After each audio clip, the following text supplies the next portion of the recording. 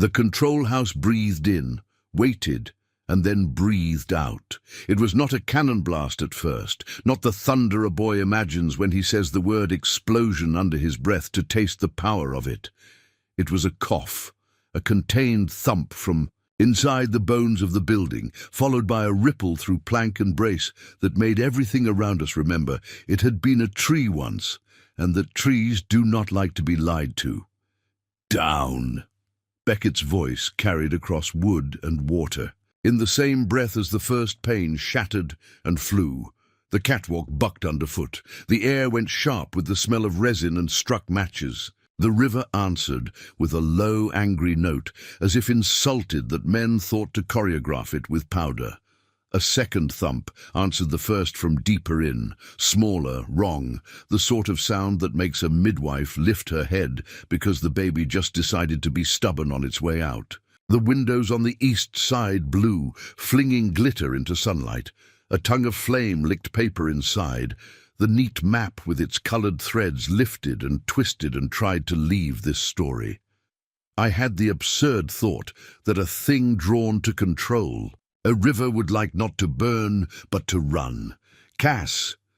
Ivy's voice from the footing, raw, too big for her throat after what the rope had taught it, pulled my eyes and found her there between May and Doc Satchel, white as fresh lime and stubborn as God's own mulishness. "I'm here," I said, and tasted soot. "Stay down." August Merritt did not throw himself to the timber. He didn't flinch when a shard winged past his ear and nicked his cheek. He stood very still, his hat in his hand, watching the control house as if he were listening to an aria, and waiting for the soprano to hit the exact note he had paid for. The control house obliged. A third blast, smaller still, fluttered the door on its hinges and puffed flame like a bellows. The old, beautiful sadness that sits inside smoke found our lungs. Men shouted not in fear, but in the work language that makes fear stand aside. "Bucket! Rope lever shut now!" "The crack," Doc said to no one and everyone. He pointed with his chin to the abutment's shoulder. Where it had been a hairline, it was a thread. Where it had been a thread, it was now a seam. "Water found it and pressed, the way a hand finds a pulse and insists it name itself. We've got minutes," Beckett said. Calm words meant to settle a stampeding thing. Not hours. Minutes. He met my eyes across the catwalk, and I saw there the ledger of a man who knows which lines can be revised later and which will ruin the book if they're written wrong right now. "Main gates," he said. "We open or she tears herself." I nodded. There are moments when the body, however, tired, remembers who it belongs to. Mine found steadiness where none should have been and stepped onto plank again. Vale swung in on my left without asking permission. "2 hands on the wheel," he said. "On 3. We didn't get 3, we got 2. Then Merritt laughed, small and satisfied, and my foot slid because men who intend to break a thing will oil its handles to make honesty harder. Beckett's hand found the back of my collar and steadied without making a show of saving. Vale cursed between his teeth. We set our shoulders to the iron and leaned like farmers with a stubborn mule. The wheel shrieked and moved a finger. Below, water reached in through the seam and came away with a crumb of concrete. It tried again and took more, patient as Scripture read every day for a year. "Again," Beckett said. We gave it. The wheel grudged, then turned, slow, every notch a price. The gate below answered by a hair, then by a palm's width. The river threw its shoulder in a different place, and the catwalk sang a lower note as pressure shifted. "Hold her," Vale said. We held. Somewhere in the building, a fourth pop, more a spit than a blast, added insult to injury. The flame licked a rafter and decided to stay. Merritt said to no one, "There." It wasn't triumph. It was satisfaction, the way a banker feels it when columns match what he meant them to match. "Men down there with the sluice," Beckett shouted. "Stay with it." 2 of Vale's riders flashed like parentheses at the bottom of my sight. Bodies. Braced to turn a wheel below while we turned one above. One slipped. The other swore him back to standing with words a mother would pop a boy in the ear for using if she loved him as much as she pretended to. Doc took the tin of caps, my palm remembered its weight, and shoved it into his bag as if it were a baby. And men had finally learned they were the kind of men who ought to carry babies instead of breaking things. May knelt with Ivy and pressed a wet cloth to the wheel at her throat and to the one at mine when I came past for breath. "You'll have a mark," she said, not gently. "Let it remind you you're not quiet." "Quiet," I echoed, and put my shoulder to iron again. The wheel moved another spoke. The gate answered with a thud you could feel in your kneecaps. The spillway took a wider white. The pressure on the crack changed song. Not safe, not yet. But not the note the earth makes when men make math out of greed. "Hold," Beckett said, his mouth close to my ear, breath rough, hair damp at the temple. "We get her to a third and she'll take the hurt without giving way." We found that. Third, like a woman finds a last strength in labor, she swore she didn't have and never wanted to prove she had, and will later hate the world for making her use. Every notch turned belonged to hands that had worked rope and shovel all their lives. Beckett's jaw set and set again. The range of motion a man allows himself when he is making a small room inside pain where the work can sit and not be bothered. Merritt put his hat back on. His cut had stopped bleeding. He hopped onto the nearest brace with a grace that told me he had been a boy who enjoyed climbing things he had been told not to. "You'll cook in there," he called, conversational as two men leaning over a fence. "Open it farther and you'll take the whole cross brace. Then you'll bless me for my map. I've got a finer one in my desk with a line drawn to the future. It passes right through your church. Get off the timber," Vale said. "Or I'll shoot you in a place you'll still be able to technically father children, but you won't like it." Merritt laughed. "You can't shoot me," he said, as if stating an ordinance. "You're the men who came to be seen, not—" And pulling a trigger, he tipped 2 fingers off his hat to me. "The women will like that in the minutes." The world tilted. Not the catwalk. Me. It lasted a heartbeat, long enough for my stomach to step off into air and then find plank again. The rope's morning lesson had taken more of me than I'd allowed my pride to admit. Beckett felt it through the wheel and shifted his grip so I could steal one breath that belonged to him. He didn't look at me while he did it. He looked at the river like it was a horse he was not going to let fall. "One more," he said. We took one more, and the gate gave like a barn door, finally consenting to turn on hinges too long neglected. Water rolled through, thick, then smoother. Brescia bled off its madness and remembered what flow is. The seam in the abutment kept its ambition, but stopped courting immediate glory. "Off," Beckett said then, an order that had nothing to do with triumph and everything to do with the catwalk's aching timbers. We came down the braces, like men off a roof that had flirted too long with collapse. Merritt remained where he was, and for one raw second I wished Vale would shoot him in whatever place he had chosen, and I do not apologize to God for that thought. A town that has watched a rope kiss its daughters is allowed poor theology for an hour. Beckett put his palm over mine and pressed, not to keep me from moving, but to remind my body it had one. "Breathe," he said. "Working on it," I said, and the corner of his mouth recognized the territory of that small joke and touched it with the respect such territory deserves. The control house exhaled one last time, glass coughing out of frames, paper giving up altogether, and then settled into a mess we could name. The river sang a new note, still swollen, still proud, but less dangerous. The catwalk stopped humming fear and began humming fatigue. Men lowered shoulders and raised heads. The afternoon remembered it was not yet night. Merritt hopped down. "Well done," he said, pleased, as if he had trained us and we had performed. "You saved your ugly little town." He looked past me to where Ivy stood with May. "For now." Ivy met his eyes and did not flinch. I felt something settle in me at that, the line between then and after. "You could have killed me," she said to him, and her voice didn't shake. "You tried." "I tried to teach a lesson," he said gently. Men are fond of education. And poor students, she said. He touched his cut and smiled at the red on his finger. See you at the meeting, Miss Morell, he said to me. I prize order more than air. It will be orderly. He tipped his hat. He walked away. He did not run. He didn't need to. He had used the hours the way a wolf uses dusk. Cass, Doc said, and his voice had a different weight, the responsible one that makes a room hush.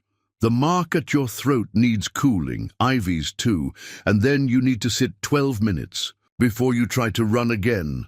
12, I asked, amused by the exactness. He lifted a brow.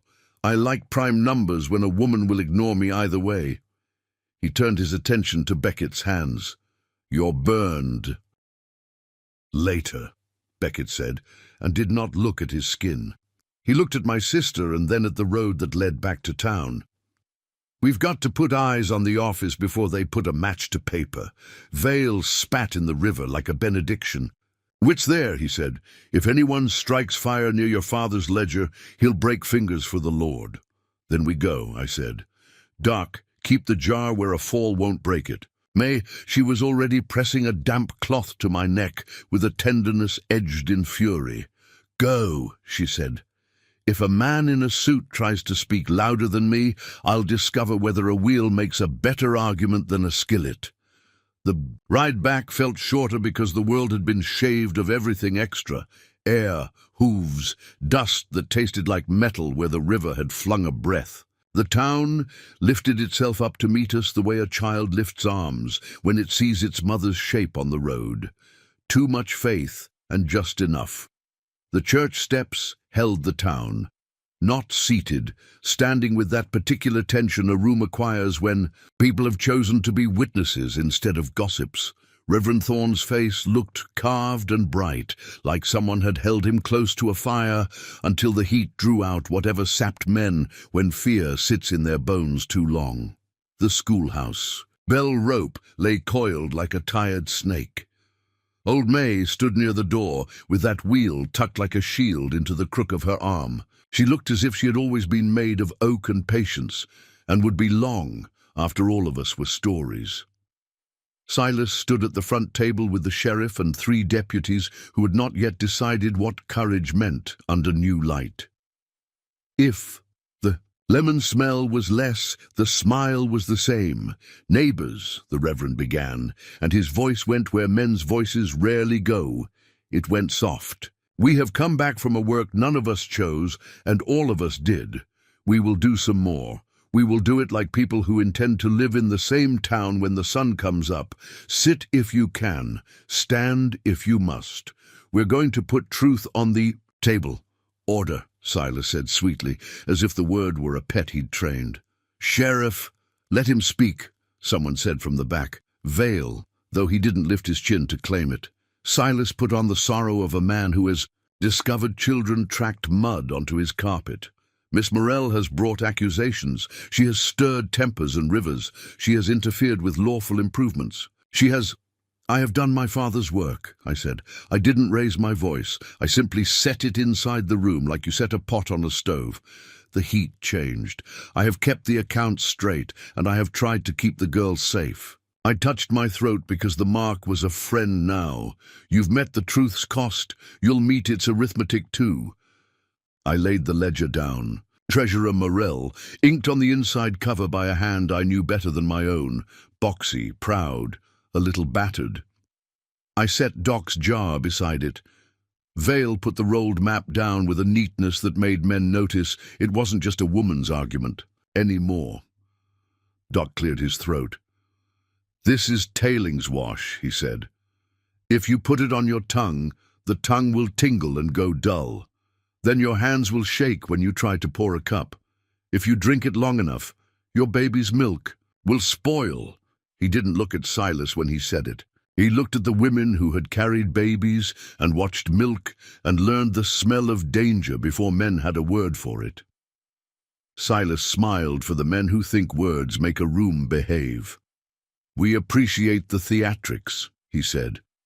But the county has approved the dam. We have improved your lot. The river is safer now than it has ever been. He lifted his neat paper. "Here are the contracts. Read the one you tried to feed me," Old May said, scratching her cheek with the corner of her wheel. "The one with my name forged worse than a boy trying to copy his father's hand." Silas's smile thinned. "Miss May, the language of contract is not suited to women," she supplied. "To non-parties," he said. He looked at me and tried a different key. "Miss Morell, we can settle this reasonably. Sign here that you misinterpreted. Your father's books and the county will forgive your trespass at the gate. Mr. Kestrel will, even in his largesse, fund a new schoolhouse roof." I touched the ledger. It felt warm, like a hand. "My father taught me to read men who offer roofs," I said. "They've usually stolen a door." He sighed in a way that suggested I had disappointed him by reminding him I had a mind. "Sheriff," he said, "arrest her."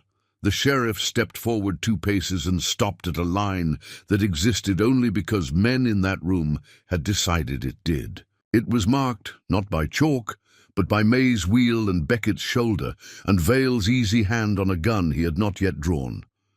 It was marked by boys whose knuckles were still scabbed from planting and had somehow set into fists.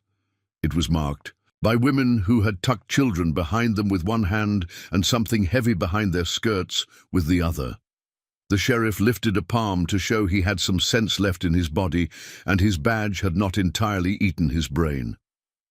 "We'll hear it," he said, "then we'll do it by the book." "By the ledger," Reverend Thorne corrected, and the room let the smallest laugh out carefully, like a fragile thing that would help the breathing. He gestured to me. "Show us." I opened my father's book and read the story it had learned. To tell, not with heat, with clarity. A line is a confession if you don't let it dress. I read the county credits against oil purchases that never sat on our shelves. I read the rope entries and whose hand had signed for delivery at the town yard. I read the hooks. I read the word staging from a map that had burned in part and survived in whole because lies are lazy when it comes to their paperwork. I let Doc raise the jar and say the names of metals the body can't abide. I didn't say Merritt's name often. I didn't need to. It hovered like gun smoke. Silas stood ready to answer each clean number with a fog. "Misallocation," he said. "Reclassification." He pointed to receipts with a finger so elegant even his fingernail looked trained to sit up straight. "Those hooks are hanging on a frame in the willow yard," I said. "Drying racks," he said, "for the school children's paintings," May added sweetly, and the women laughed then, open, full, a sound not of humor, but of recognition. "When the Emperor walks past and someone finally says he's wearing air, blasting powder," Vale said, "control house." He dropped a splintered slat on the table, company stencil, resin, tar. The smell reached the first pew, and men in the second leaned because the body knows a lie by its nose before the mind catches up. "Emergency measures," Silas said. "A contingency to make the dam safe." "For whom?" Doc asked. Silas tilted his head in a way that meant I was supposed to be charmed by his restraint. "For progress," he said. "Progress doesn't need a noose," Ivy said. Her voice wasn't loud, but it carried. The room rearranged itself around it. She lifted her braid off her shoulder so the mark could be seen, not as cheap theatre, but as a line item a man in a ledger will have to write in his own blood if he insists on balancing his books. "I don't care for improvements that ask me. Not to breathe while they happen. Order," Silas said, and for the first time all day the word sounded silly. Reverend Thorne lifted the Bible, then set it down again without quoting. "Enough." He looked at the sheriff. "You have heard the evidence. You watched the yard. You saw the rope.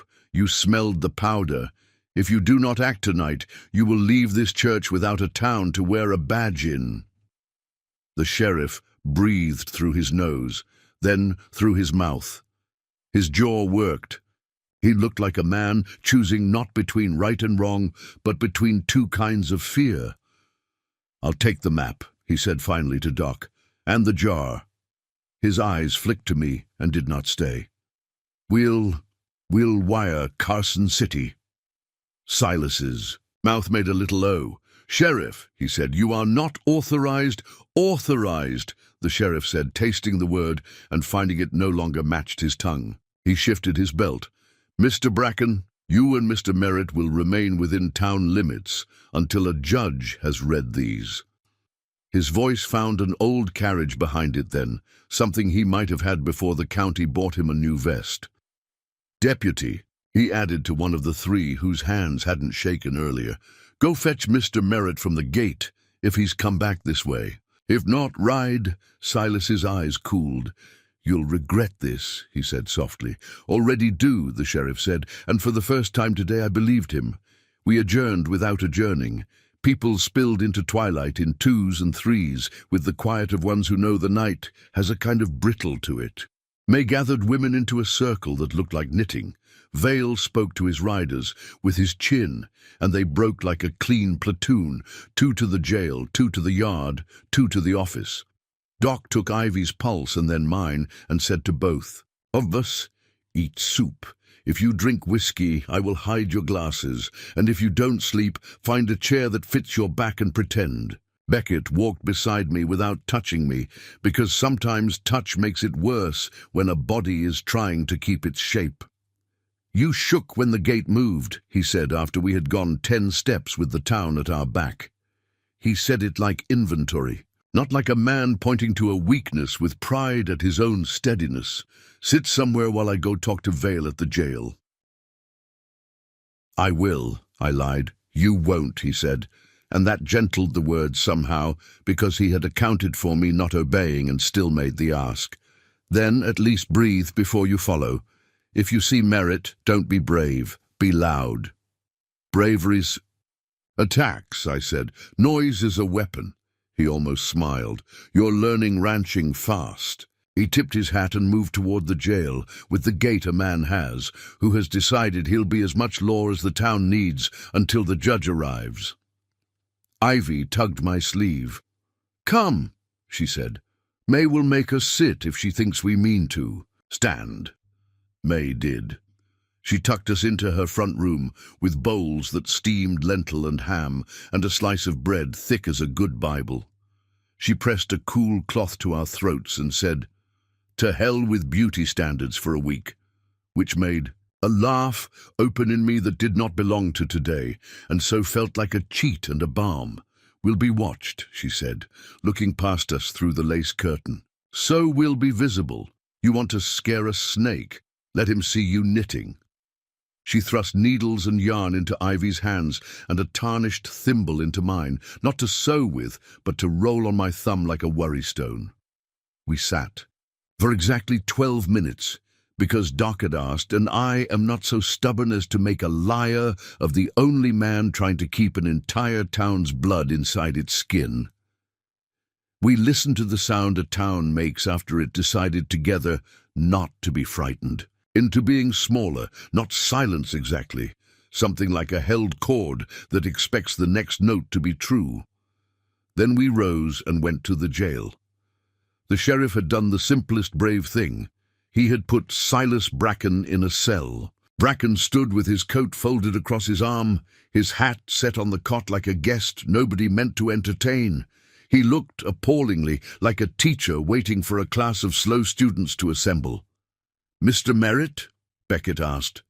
"Gone," the deputy said. "East." "Of course," Silas said mildly. "One does not linger where the rabble outnumber the reasoned." He studied me. "Miss Morell, I fear for you that you have enjoyed today too much. There is a deliciousness in tipping a thing off its moorings. It leaves a woman shaky and bright and certain no civic order deserves her obedience. Then morning comes. The order remains. The woman grows tired.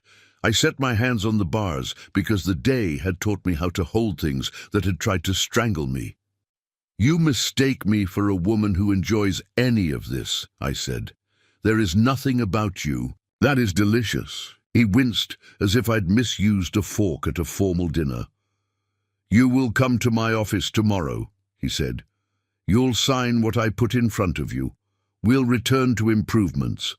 This Interlude will become a story you tell when you want. Applause at a kitchen table. He nodded at the sheriff. And you will let me out. The sheriff shifted his weight. We'll wait on the judge. Silas raised his brows in a performance of surprise. You think a judge will choose town? Merchants over a company that delivers a railroad? A voice came from the door. I think a judge will choose his eyes. Old May didn't move aside. She simply angled her wheel to make room. A man in a black coat that had seen better dust stepped in, hat in his hands, hair parted like a book. On a lectern. He was not as old as the coat suggested, and not as soft as the hair implied. He had the look of a person who has given bad news for a living and has learned to do it in a way that tells the hearer how to keep breathing after the words land.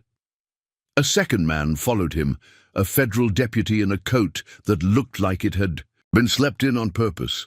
Judge Edom Pruitt, Reverend Thorne said behind them, relief and something like mischief in his voice. His circuit runs mean as a cob, but his pony has a fondness for our oats. He took my wire on the trail. The judge nodded at the room, like a man greeting a roomful of kin whose better qualities he chooses to assume for the sake of dinner. Evening, he said. Show me your jars and your dead and your ropes. Not in that order. No one had died by grace and grit. We showed him the ropes anyway. He touched the hemp with a thumb and did not make a noise, the sort of silence a man keeps when he intends to be loud later.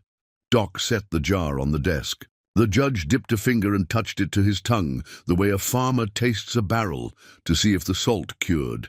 His lip went numb, and he nodded. Tailings, he said, as if he were remarking on a pair of stolen boots. Your Honor, Silas said, gentle as a tree rope under snow. This is more dramatic than necessary. We have contracts with the county. We have permits. The county is not the river, the judge said, and set his hat on the peg, as if he intended to be comfortable. And the river isn't a bookkeeping column. Sheriff, you'll keep Mr. Bracken a guest of the county. He turned. Mr. Rourke.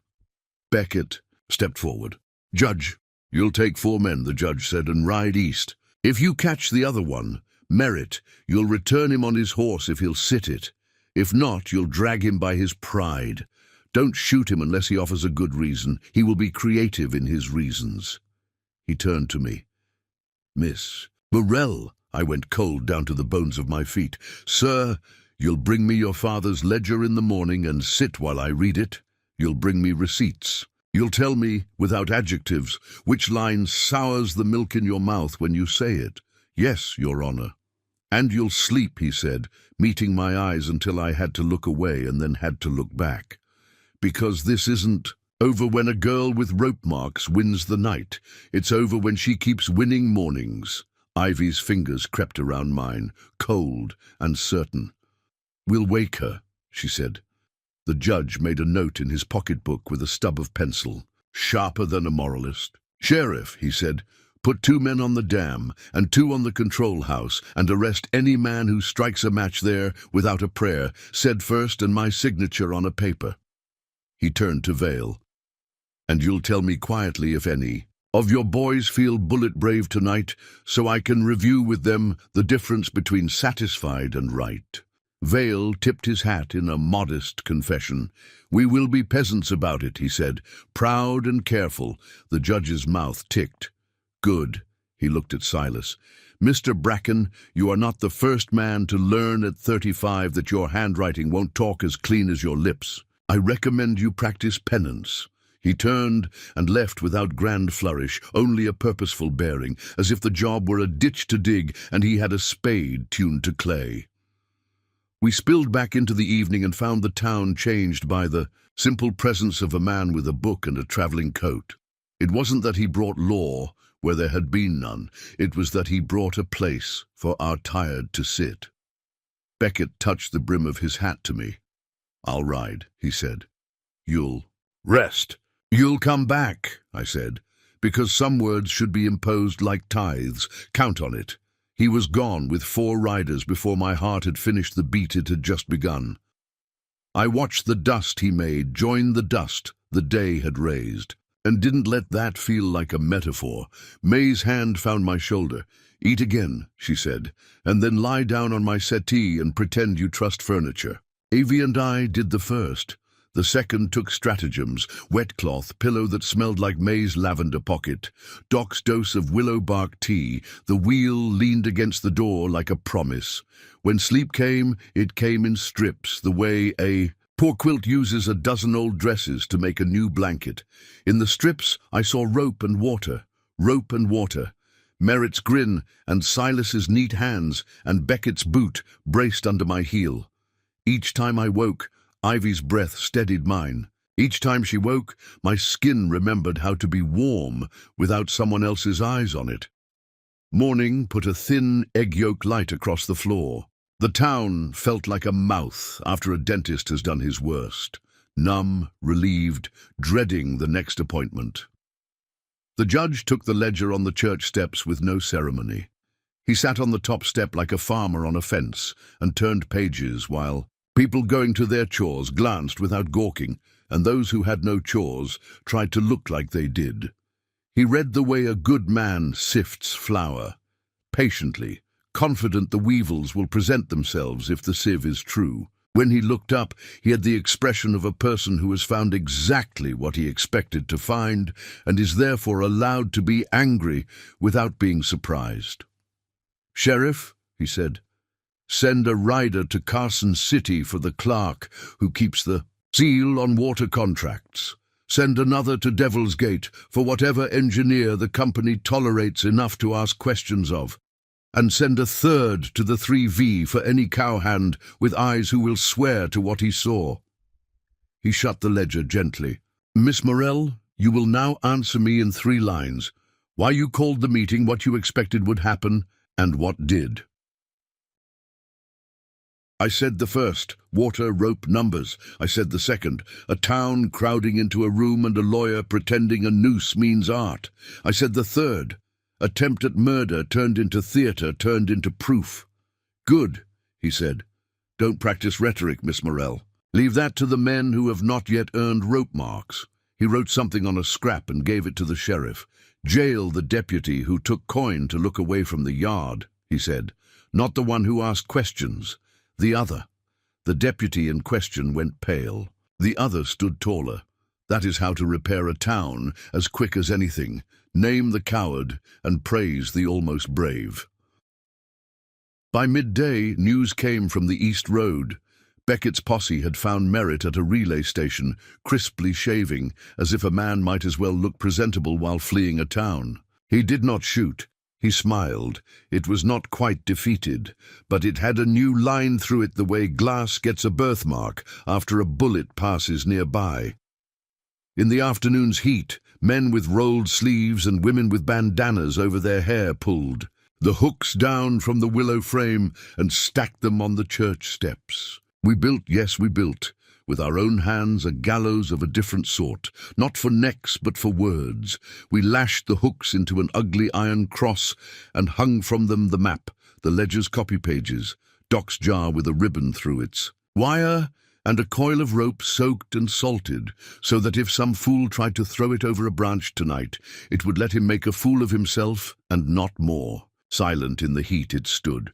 Children asked and were told. Old men spat and were permitted. Out-of-towners looked and did not enter the saloon that afternoon. Lila put water on her piano and a sign on her door, "No songs for rope." At dusk, the judge held court in the church because the schoolhouse made his ears ring, he said, and the feedlot drew flies. We came empty-handed on purpose so that words could dress us instead of weapons. The judge had the clerk from Carson City at his elbow and the engineer from the gate on a chair with sawdust on it from a carpenter who had built a ramp that morning in case the judge wanted one. He called names, he said the law, he asked questions that cut sauce off sentences. He listened like men get saved when a preacher finally shuts his mouth and no longer tries to impress God with adjectives. He took Merritt's smile off one layer at a time. He took Silas's paper away and made him speak without it. He made the sheriff say, aloud, who had paid him and how and what he had told himself about a town's safety while he took the coins. He found in favor of a river. He issued what papers? He could: suspension of work, impound of equipment, arrest of a contractor whose hands were too clean, and sent others to a court whose seal stood between hills and companies and meant to be heavy. He named a man from our town marshal pro tem, and it was not the sheriff. It was the deputy whose nudge had taken his partner toward a cell. The judge is a romantic that way about redemption, which is to say he is a practical man. He did not give a speech. He said, "Court is adjourned until the circuit's next pass," and put his hat on and his pencil away. He slept in May's spare room because she had the softest sheets. He left at dawn with coffee in a lard tin and crumbs on his lapel and a note folded in his pocket that Doc had written in his neat hand, "Poison in water, see samples." He tipped his hat to me and said, "Keep writing," and to Beckett, "Keep standing where she can see you." Beckett said, "Yes, Your Honor," and the yes sounded like a thing he had chosen and not been ordered to. We did not wake to a better world. We woke to a world we could breathe in without counting the seconds between breaths. They took Silas to Carson City under guard. Merritt rode with them and tried 3 jokes that didn't land. Weeks later, word came by way of Vale's man, who reads faster than anyone has a right, indictments drawn, Kestrel writing checks to lawyers instead of surveyors, a federal man interested in the way ores turn to poison when run through a mill built for speed instead of caution. The sheriff resigned. He put his badge on the Reverend's table without being asked to. He took a job mending fence for a man who treated him like a person who could learn to be one. Judd Pike went sullen as men like that do when the world denies them the one job they had decided to be good at, and was seen sweeping the church steps twice a week for a month, as if shame, given a handle, can become service. We pulled down the willow frame and used the timber for a coat rack in the schoolhouse. 12 pegs, 12 places for boys to hang hats that would not hide faces. The iron hooks went to the smithy and came back as 24 hoes, handles smooth, iron lips sharp, put into the hands of women who grew food with them until the year turned and someone said, "Remember when those were..." And Ivy said, "No," and the town said, "No," and the work put a different memory in the muscle. As for us, Ivy wore her hair up for a while because the mark made men stare at the wrong part of her. Then one Sunday she took it down and the town minded its business because it had learned how. She stood with May behind a table at the schoolhouse and took coin for chalk, and in the column titled Ledger she wrote not just numbers but names. The children learned to make their letters small and their questions large. I stayed behind our counter because my father had not taught an eldest daughter to tuck herself into a marriage like a letter into an envelope addressed to a man. I kept the books. I kept minutes for the town meetings because the Reverend had better hands for baptizing, and my hand did not shake when a man raised his voice. The first meeting after the judge left, we voted to fund a second bell. Not for fires, for calling neighbors. The town yard got a new shed and a sign that said "No rope stored here," and a smaller, angrier sign under it that said "Ever." Beckett came in twice a week the way he always had. Hat set on the counter, step a shade softer on wood than it is on dirt. "You need anything carried?" he would ask, like asking was a way of letting a person write yes for their own reasons. Sometimes I said no and he carried anyway. Sometimes I said yes and he let me lift the lighter end of the box, as if partnership begins where people stop performing and start doing. We didn't talk much those first weeks about rope or water. We talked about salt licks and calves and whether the wind on his hill was different from the wind in town. He told me one morning how to set my breath when the air went thin inside. The store, the way it sometimes does when a day you thought you survived sends its shadow in before lunch. "In through the nose slow," he said. "Hold while you count fence posts. Out through the mouth like you're calming a skittish foal." He had me try it, And when I had fussed because it felt too simple to be a cure, I found air where air had been missing and forgave the advice for being true. One late afternoon, as the shadows laid themselves long across sacks of feed, he put his hand on the counter and did not take it away when change rang against his palm. "You ever tire," he said, "of keeping everyone else's accounts?" "Some," I said. "And then I don't. You ever think of the spread?" he asked. He wasn't offering a ring. He was offering a road. "I think of it when the town smells like creosote," I said. "You can breathe at my fence line when you need to," he said, and it was the kindest sentence a man had ever offered me that wasn't a poem and therefore didn't have to keep its promise. Ivy took to riding Whit's old mare in the evenings, and I took to walking out past the willow yard toward the place where the ditch meets the river and learns to be more than it is. Beckett met me sometimes without arranging it. We would stand without touching and talk about the way a child's laugh sounded like a bird you haven't heard since spring, and sometimes we would say nothing and listen to the river do the work we had put into it. The day the first rain after. The gate fell. The town stood on porches smelling the dirt go dark and listened for the dam, the way you listen for a neighbor's cough to quiet. It held. It will not hold forever. Nothing built by men does. But it will hold longer because the day demanded honest math and got it. At harvest, we held a supper under lanterns strung between the schoolhouse and the church. The judge's letter came that morning. Progress in the capital, a hearing scheduled, a marshal to return with more questions, a new sheriff to be sworn in, an engineer fined, a company reminded that law is not just a noun, but a verb, protect. The letter had a coffee stain and a kind word for May's wheel and a P.S. that read, "Tell Miss Morell to keep writing names into ledgers that weren't built to hold them." We ate pies that did not apologize for their sugar, and the men from the mine, who had worked all day, came in with hands still black with ore and glory, and took plates from women who did not tell them to wash first, because a town that has learned what kind of clean matters will spend its water. Elsewhere, Lila sang a song she must have been holding since winter, something sweet as bottled peaches. Vale danced with a widow without the awkwardness men often bring to honest joy. Doc sat with his back straight in the easy smallness of a man who has seen a baby draw its first breath and therefore believes his work is worth the tired. Beckett stood at the yard's edge, the way he often stands when he feels too big for a room. I crossed to him without deciding to. He looked at my throat the way men who love you look. They see the mark and then choose to look past it without ever pretending it isn't still part of you. "Come walk," he said, and we did. To the willow stand that now held pegs for coats and stories with no place left to hang. The night smelled like crushed grass and new water and cake cooling on windowsills. "You keep choosing to stay," he said. It wasn't a question. "It's the math that balanced," I said. "If I leave, the column that says girls safe loses. A number I'm not willing to let it lose." He nodded.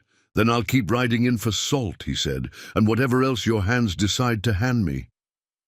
He looked at my fingers, which were still raw where rope and wheel iron. Had asked more of them than a life of tidy sums usually demands. "Your father'd be proud," he said. "Pride's what a dead man deserves if his girls don't drown," I said. It came out more tender than it reads here. He took off his hat and held it against his chest in the human way, not like a man. In a church who thinks the motion will buy him a pass, but like a man outdoors who remembers he is not the tallest thing under the sky and would like not to invite lightning. "You saved us at the gate," he said simply. "You saved us in the yard," I said. "You cut the rope." "I held it off you," he said, always honest. "You cut the day apart where it needed a seam." He put his hat back on and leaned his shoulder into the willow, because standing still is easier when you lean into something. "I have a notion," he said. "If the town votes a water board, you'll take the chair. And if they don't, then I'll nail a chair to the church steps," he said. And when men come to move it, I'll ask them how they intend to lift something a woman is sitting on." I laughed. I couldn't help it. "You're getting good at this," I said. "Language." "I've been listening to you," he said. And that was the kind of compliment that sends a woman home to wash her face for the pleasure of seeing her own eyes without paint, and knowing there is a man in the next valley who believes their unarranged look is worth a place at his table. We walked back under lanterns. The town quieted the way a child does when it is so full of sugar, and running it must fall asleep upright against its mother's shoulder. May fell into a chair with the relief of a general at peace. Doc talked to a boy about doing sums that would let him into a school that had thought our valley too dusty to send a genius from. I sat at the far end of the table, with the ledger open, and wrote names under a new column we had not had before, witnesses. I wrote them until my hand cramped, and Ivy took the pencil from me and massaged the base of my thumb, and then handed it back without a word, and I kept writing. When I finished, I closed the book and put my palm on it, the way a woman puts a hand on a sleeping child's hair and hopes the night will be kind. Tomorrow, the judge will be back on his circuit. Tomorrow, merit will invent a new smile for a new. On court, tomorrow Silas will try to borrow ink from a different clerk. Tomorrow the dam will hold or it won't. Tomorrow the ledger will wait for my hand. But tonight the river sounded like a thing we could sleep beside without watching. Tonight the willow yard held coats, not ropes. Tonight a rancher stood where he could see me, and a town that once watched its own daughters tied stood where it could see itself and did not look away. And I, a woman with rope's handwriting on, her skin and ink under her fingernails, stood at the place where numbers and names and water meet and knew the taste of air again. 2 more great stories are next. Don't miss them. Subscribe and turn on notifications. Ivy's hands were on my face. "Cass," she said, which was enough. "Down," Beckett said to us both. He didn't say please. He said it like a man who had watched death fumble and was not going to give it another try. He put his body between. I was in the frame, and I let him. The yard held still a long second, too still, like snow balanced on a ridge. Then the ridge broke, not with gunfire, with hooves. More riders, cresting from the east this time, dust-caped, faces set. Not Beckett's. Men, not Vale's. Company men. Kestrel's brand burned into their horses' rumps like a boast. Their leader took off his hat to show a smile. "Afternoon," he called. "I'm told there's a disturbance." "August Merritt," Beckett said low. I knew the name. Kestrel's. Bastonero, the man who does things a gentleman keeps his cuffs white to ignore. He wore his coat too neat to be from here, and his eyes too merry to be anything but a weapon. "Sheriff," Merritt said, as if greeting a partner stepping on stage. "I need a hand." "We're teaching manners," the sheriff said, and smoothed his vest. Merritt looked at the frayed ends hanging from 2 cut loops and made a small, disappointed moo. "Someone interrupted your lesson." He let his gaze travel across Vale's riders and settle on Beckett. "Neighbor," he said cheerfully. Beckett didn't answer. Merritt's smile deepened. "Mr. Kestrel's compliments," he said, "and a reminder, the county has contracted us to help with order. A town can't grow with women making a fuss about ledgers and water.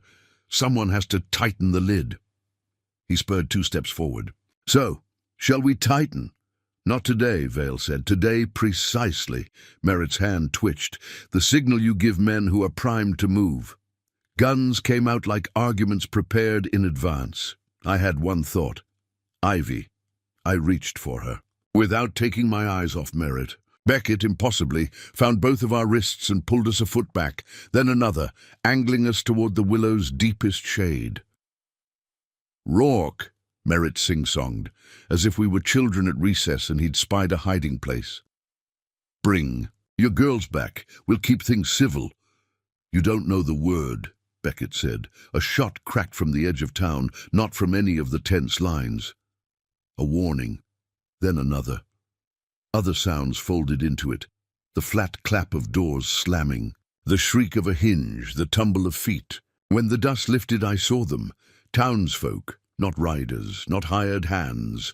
Men with hammers, women with skillet irons and rakes. Old May with her toll wheel held like a shield. They had not brought guns.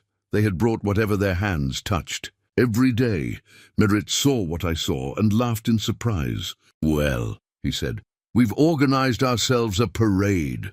"We've organized ourselves a witness," Reverend Thorne said, stepping off the church steps and down into the yard with the Bible in his hand, and a face drawn into lines I hadn't seen before, lines that said, "I am afraid, and I will not move." Any man who fires now does it in front of the town that feeds his family. "Then we'll make sure the town can't feed itself," Merritt said pleasantly, and turned his horse. As if the matter had been decided, he put 2 fingers in his mouth and whistled toward the east road. From that direction came a new sound, the thick, breathy surging of water when it's been told to run where it doesn't want to. My throat, raw under my jaw, went cold. "Devils." "Gate," Beckett said. "They've opened something." Merritt tipped his hat. "Improvements," he said. "You'll love them." He wheeled his horse, and his line followed, doubling out into the road, heading east at a canter that promised a gallop once out of sight. The sheriff stood in a confusion that didn't sit well on his face, and then resolidified. "Arrest them," he started, and stopped when not a single man moved. "Tonight," Vale said to him, "you want to read your papers? You do it at the meeting like the Reverend called. Do it with the town in the room." "Or what?" "The sheriff snapped. "Or we'll read some papers of our own," Vale said. "Signed by more men than your badge can count. We've had enough of ropes." The sheriff spat dust he hadn't earned and stalked off with Judd and 2 others in his wake, snapping at boys who weren't in anyone's employ not to stand in his way. Silas lingered a heartbeat longer. "Miss Morell," he said, "you're making trouble over a handful of bookkeeping errors. That's not brave, it's childish." "I was a child when I learned to add," I said. "It made me dangerous." He smiled like I'd told him a compliment. "We'll see you this evening." He touched the brim of his hat to Beckett the way a man tips to a gravestone and sauntered after his sheriff. The yard exhaled. The crowd moaned, a sound of fear released, not relief achieved. The rope ends swung in a lazy cross breeze. I put my fingers to the place the knot had kissed, felt the ridged tenderness, and breathed once, slow on purpose. "Come," Beckett said. "Doc will look at that." "Ivy first," I said. "I'm fine," she lied, her voice a little sanded. "I just don't like the smell of creosote anymore." "No one does," May said briskly, and put an arm around Ivy like an Aunt You. "Inherit by collective will. Come on, we'll wash that off your skin and your memory, and I'll set a chamois under your braid so your neck doesn't feel a hair touch it for a week." To Beckett she said, "You go look where the river's been told to forget itself. We'll have the girls at the store when you're done." Beckett looked at me. "I want to see Devil's Gate before they close whatever they've opened." "I'm coming," I said. He shook his head, not like a man saying no to a woman, in order to keep his sense of himself, but like a man laying a plank straight. "If Merritt's thrown the sluices wrong, a horse needs its head on the switchback trail. You ride like a bookkeeper." "Books don't buck," I said. He almost smiled. "Take Wit," he said, one of Vale's riders, "and Brazos. They'll get you as far as the lower trail on the south bank. Keep eyes open. Ride in the brush when the road curves. If you see a kestrel shirt, turn and ride back like your hair's afire. You'll meet me at the bend above the old sycamore."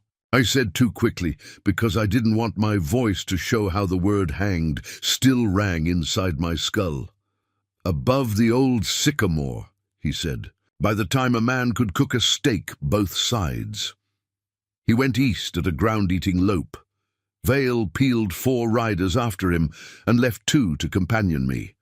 I hugged Ivy, feeling her ribs, and then again, without letting go so quickly, we could both pretend it had been the same hug. "Store," I said. "Lock the front, bar the back. Let May bully you. Don't open the ledger. Don't answer the door if it smiles."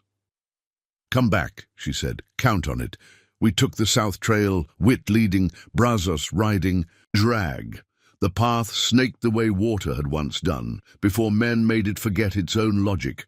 Grasshoppers clicked up from our horses' knees. A hawk wrote a dark sentence across a pale sky. The river showed itself in blue shards between cottonwoods, and each time it did I looked and looked, counting. The sound changed as we closed. The regular talk of flow gave way to a brag, a rush, a quarrel between current and stone.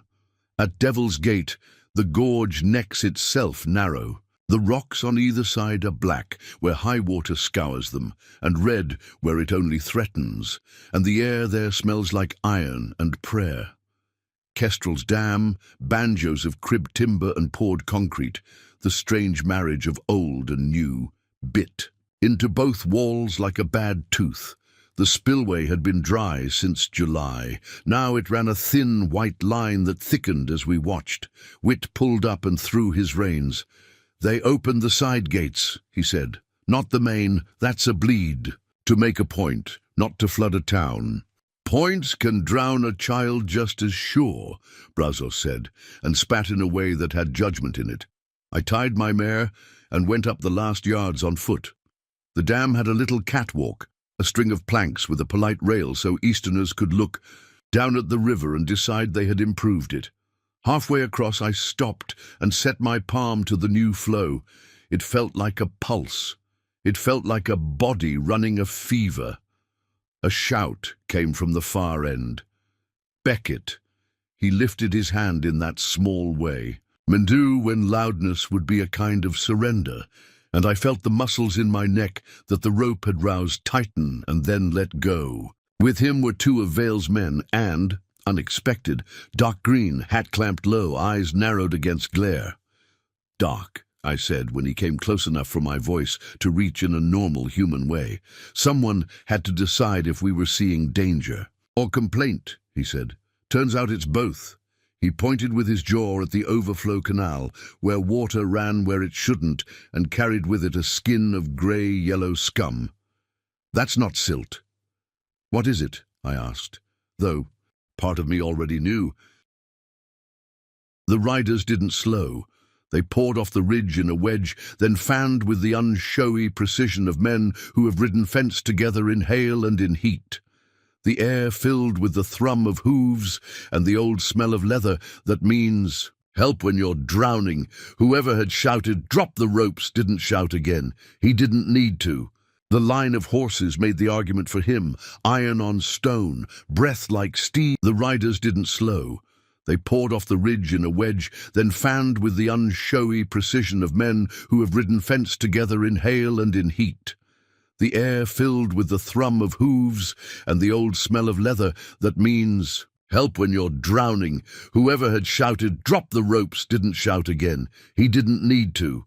The line of horses made the argument for him, iron on stone, breath like steam, reins taut as violin strings.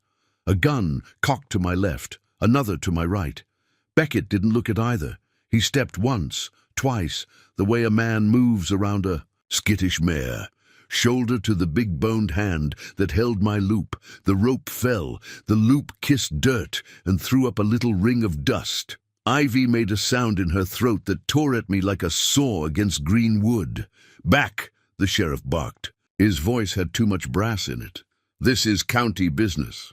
"County business has a different smell," someone answered from the rider's front rank, and rolled to a stop so clean it looked like a trick. He was a broad-shouldered man with a grey beard that looked carved, eyes like cold water. Coulter. Vale of the 3V, Beckett's neighbour west of Devil's Gate. Vale lifted his palm, and his lines steadied behind him. "And it doesn't tie women in front of children." Silas moved to the middle, as if the space had been reserved for him. "Mr. Vale," he said, lemon-sweet. "You bring hired hands to interrupt a lawful proceeding. Call it a neighbourly visit," Vale said. His gaze slid to the timber and the 12 iron hooks. "Call it a reminder that we've got long memories in these hills." "Rourke," the sheriff said, as if he hadn't heard a word Vale spoke. "Call your men off." You're outgunned and out-authorityed. The word wobbled on his tongue. Beckett didn't raise his voice. No one's here to fire first. Then you're here to watch, the sheriff said, and nodded at Judd Pike. Pike didn't hesitate. He grabbed the second coil and, with a neatness that made me want to bite the inside of my cheek until I tasted copper, he slid the loop up under Ivy's chin. The whole yard narrowed to a single scratch of rope fibers against my sister's skin. "Don't," I said. It came out like a weather prayer. "Do it," the sheriff said. Judd yanked. The world tilted. Ivy's heels left the dirt a finger's breadth. She kicked once in astonished air, not fighting, not yet understanding. The body tries to make sense of a hurt before it fights it. The loop tightened and bit, and her eyes went wide and animal. Everything that had ever been quiet in Beckett moved. I didn't see his knife leave its sheath. I saw his shoulder drive. I saw his left hand seize Ivy's hips and lift. I saw steel flash once, and the rope part like a sentence cut before its verb. Ivy fell against him. The noose swung back empty, a mouth surprised it had been refused its meal. A man fired from the crowd, wild, high. Vale's line answered with a single flat shot that took the shooter's pistol out of his hand and left his fingers smarting and his pride bleeding. "Next gun that fires, I start taking hands," Vale said. He didn't raise his voice either. "You don't raise a voice like that. It carries because it knows it should." Silas let his expression go grave. "Mr. Vale, Mr. Rourke, this is regrettable theatre. The sheriff has warrants." He lifted the paper again, as if paper could block the shape of a hook. "Read them at the church," Reverend Thorne said. His voice had found iron. "Where? They can answer back without ropes around their throats. Step away from the Morell girls," the sheriff ordered, louder now, because fear will make an order louder when it knows it's thin. Two of his men moved to flank Beckett. Vale's riders shifted with them, a slow river answering a rock. "No one moves," Beckett said. The knife he'd used to cut Ivy free lay flat against his forearm, invisible if you didn't know where to look. "No one touches them." Judd Pike's eyes had gone small and hard. He grabbed for the dropped loop at my feet, faster than thought, and with a flick like roping a calf, he threw it over my head. The rope found the place beneath my jaw. He hauled. The sky stepped forward, pain, clean, white-edged, split up into my mouth and behind my eyes. I heard my name, torn from somewhere close, and understood it as someone else's before I understood it as mine. There are two kinds of time when a rope catches a throat. The time that has room, where you can think and argue and bargain, and the time that has none, where the body becomes a bell and the world rings through it. I hit the second kind so fast the first never saw me leave. The beam above groaned, the sound wood makes when it's asked to be a neck. Ivy's hands were on the rope. Beckett's palm was on the back of my head. Vale's horse wheeled. Judd braced and pulled like this was the one deed in his life he meant to do right. My feet found air, and then nothing, and then Beckett's boot. He hooked it behind my heel and bore up. "Hold," he breathed, and it sounded like he'd put the order into his bones, not mine. Everything sharpened, the ditch's onion smell. May's breath counting God in fours. Silas's lemon slick. The sheriff's badge catching a sunbeam that had no business. "Tailings," he said. "Millwash. There's a smell to poison the law likes to pretend it can't smell." He glanced at me without saying, "Your father kept notes like a priest." I could hear it anyway. "You got a jar?" I did. In my satchel, because the world had already taught me that truth sometimes needs a bottle. I handed it over, and he reached down with that surgeon's patience of his and scooped a portion of the water's shine into it. When he held it up, it looked like mercy. It had been skimmed off, and what remained had decided to be ugly. "Sheriff will call it mud," Brazos said. "Sheriff can come taste it," Doc said. "If his mouth doesn't go numb, I'll let him call it whatever he likes." We crossed to the control house, new timber, raw, with ironwork that actually knew its business.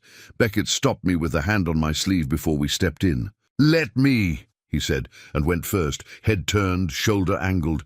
The polite courtesy of a man who intends to take a bullet if one is waiting and is ready to curse me later for not letting him. Inside, it smelled like creosote and gun oil.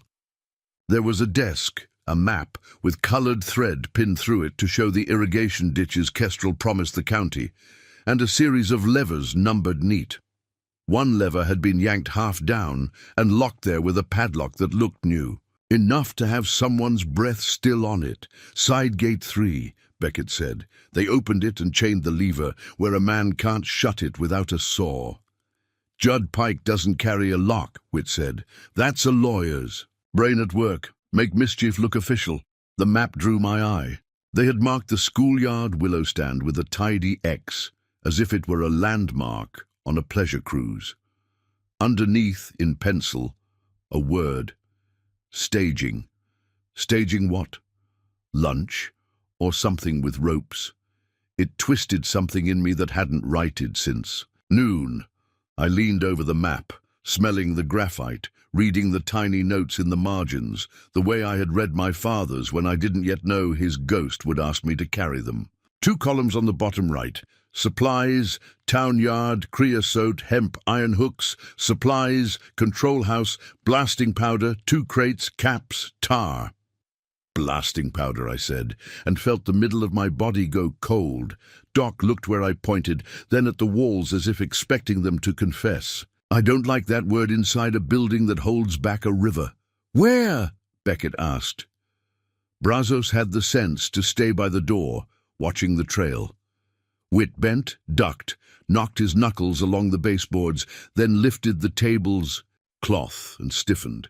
Here, he said, and not 2 crates, 4.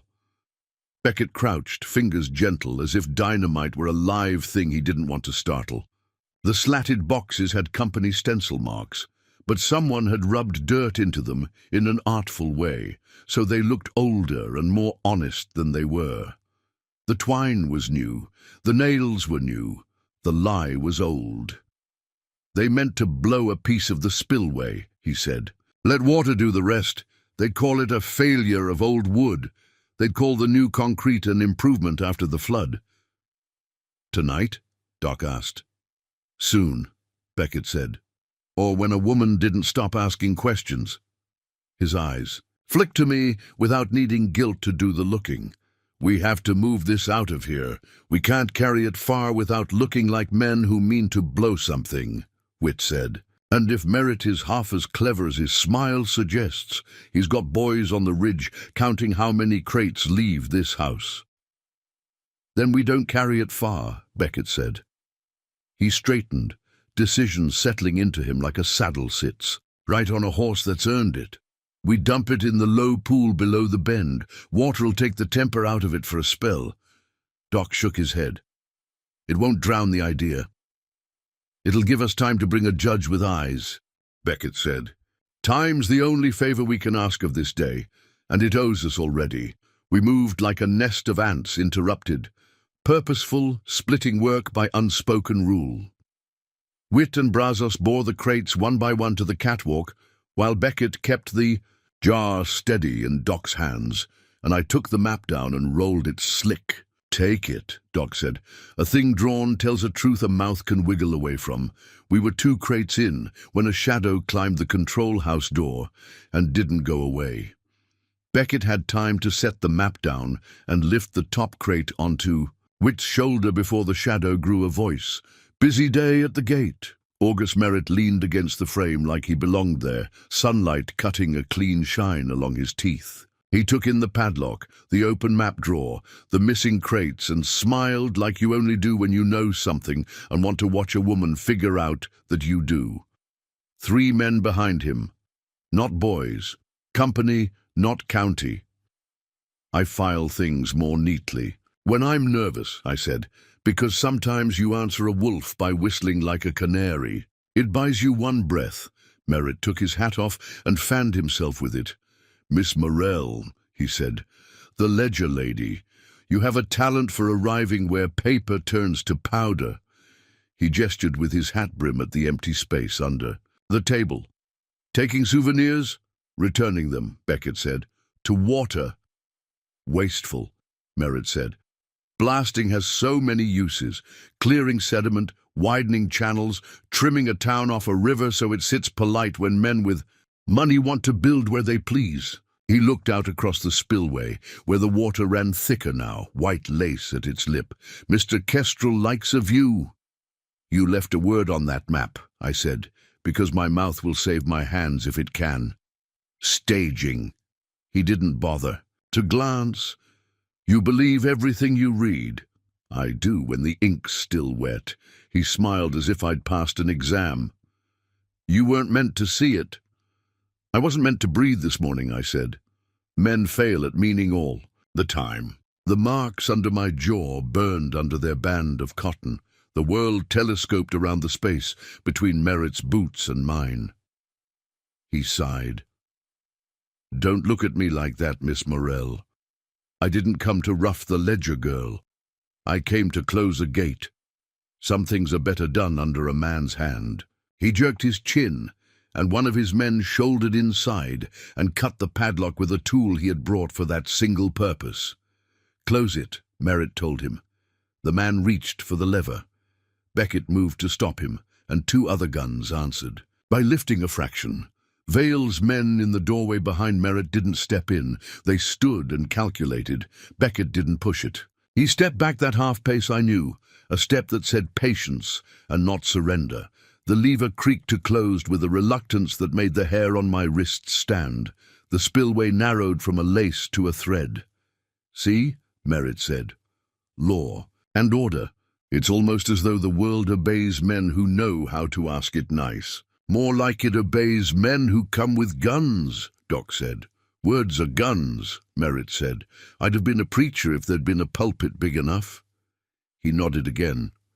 2 men stepped to either side of Beckett and let him know with a touch what their guns had already promised.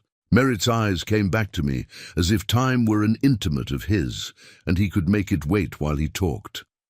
"Miss Morell," he said, "I've been meaning to congratulate you. Not many bookkeepers can read a page hard enough to make a town sing. You must be proud." I felt pride, and something like nausea walk through me, arm in arm. "I'm small," I said. "That makes men with big plans angry when they trip over me." He laughed. "You've got teeth, I'll grant you that." He let his gaze flick to Beckett just once. "And a dog." "Careful," Beckett said, level. "Dogs remember." "I'm counting on it," Merritt said. "Dogs will bring a thing back to hand, especially when you throw it far." He turned, as if to go, but paused, and the way he paused was the way a hunter pauses when he hears brush move 2 ridges over and knows which way the deer will spin. "Oh," he said lightly, "one more thing. You got a sister, Miss Morell?" Blood left my hands. "Yes, pretty thing," he said, as if he were complimenting a horse's pasterns. "Quick with her tongue, not quick enough with her feet. Your friend Silas has a paper with her name on it, and some other words it's best not to learn to read." He set his hat back on his head tenderly. "He asked me to be sure she don't wander before tonight's meeting. I said I'd oblige."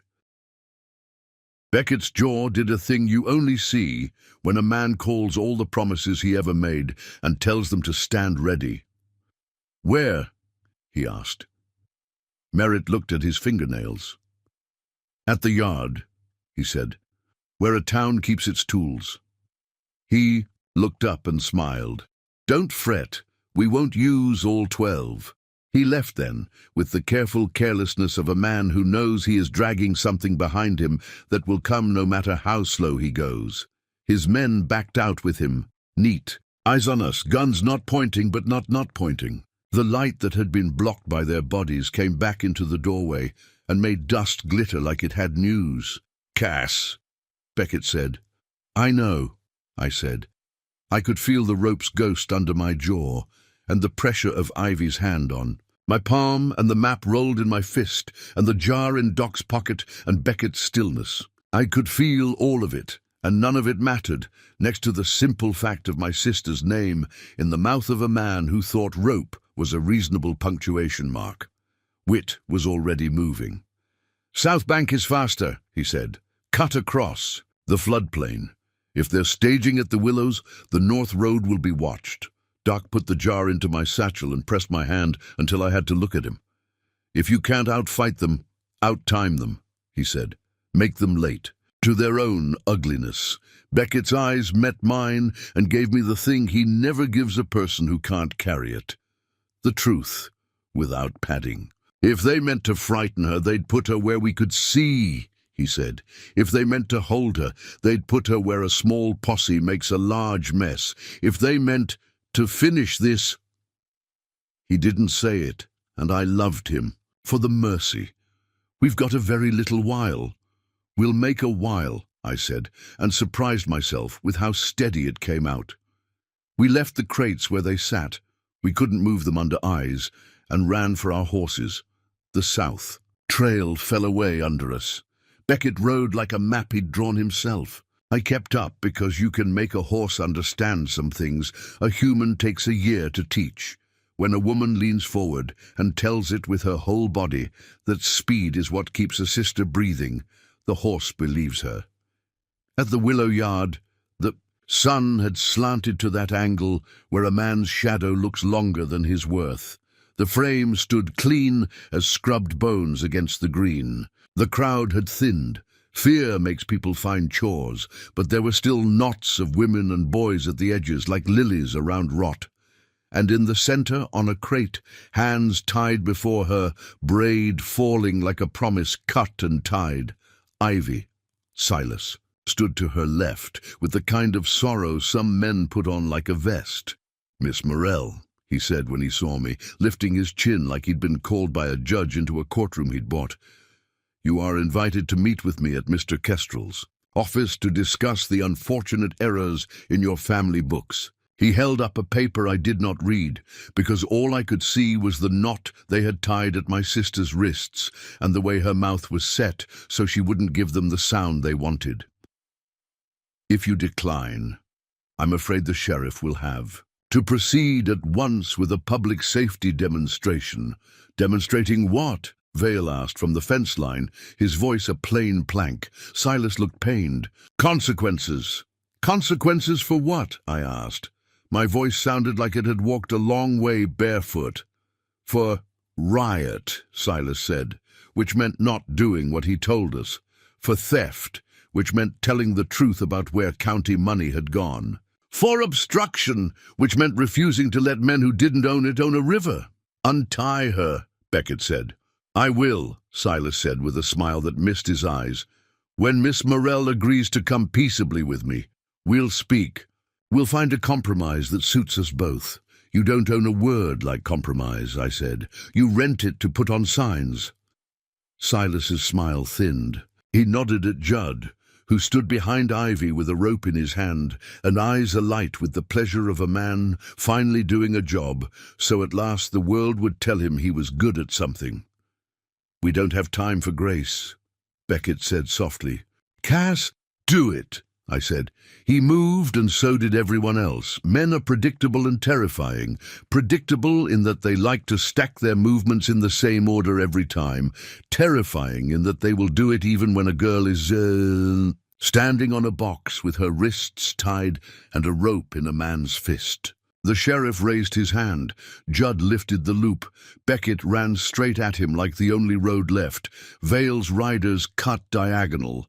I went where only a woman will think to go, in from the side, low, where men don't look because they have been taught all their lives that danger is tall. I hit Judd behind the knees. He went surprised, and I went with him because I had learned the lesson ropes teach. Don't give slack. The loop fell. It brushed Ivy's cheek. Beckett's hand found it and threw it like a snake into the weeds. Two of the sheriff's men went for their guns. Vale's riders shot those guns into the air by not missing the hands.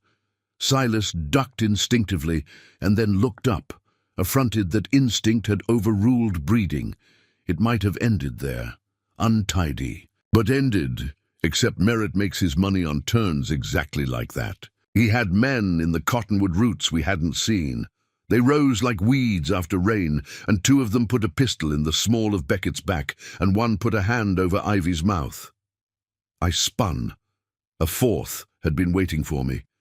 He caught my elbow. So sharp I saw sparks. Enough, Merritt said, stepping from shade to sun, as if an audience had demanded a bow. This is dull. He pulled his watch from his waistcoat with delicate fingers and clicked it open. We're late. He looked at me over the rim of it. Mr. Kestrel is precise. He appreciates punctuality. He snapped the watch closed. Tie the elder one. Make it quick this time. We're not writing a novel. The elder one. Me. Silas put up a hand. August, he said, half pleading, half annoyed, as if Merritt were a dog mudding his boots. There's a less visible path. Then walk it, Merritt said without looking at him. Take your papers. We've got other chores. He nodded. The man behind me slid the noose up, not careful, the rope burning the skin the earlier. Loop had already stung. Beckett stopped breathing. Not entirely. He held it like a man holds a plank flat while a friend hammers. Vale had his gun out, slow, so no one made a fool's error, and shot a woman in a crowd, and none of Merritt's men looked at him because Merritt had said not to, and men like that have turned obedience into a spine. Ivy made a noise that didn't sound like any word we teach girls, only like human ache. I turned my head enough to catch her and said the only 2 words I had time for and knew would be of use. I know. Merritt looked at the frame like an artist examines his own painting for value. It's messy, he said, almost to himself. But sometimes a town needs a stain to remember what color clean is. Beckett lifted his voice in prayer, not to God, to time. August, he said, you're clever enough to understand what happens if you do this. It stops being about a river. It starts being about a woman's throat. Kestrel loses the church ladies. He loses the market. He loses me. You're lost already, Merritt said cheerfully. You just haven't noticed. Then a thing happened that pulled the yard sideways. The ground shook once, like an enormous animal had turned in its sleep under us. Men looked up with eyes they pretend are not superstitious.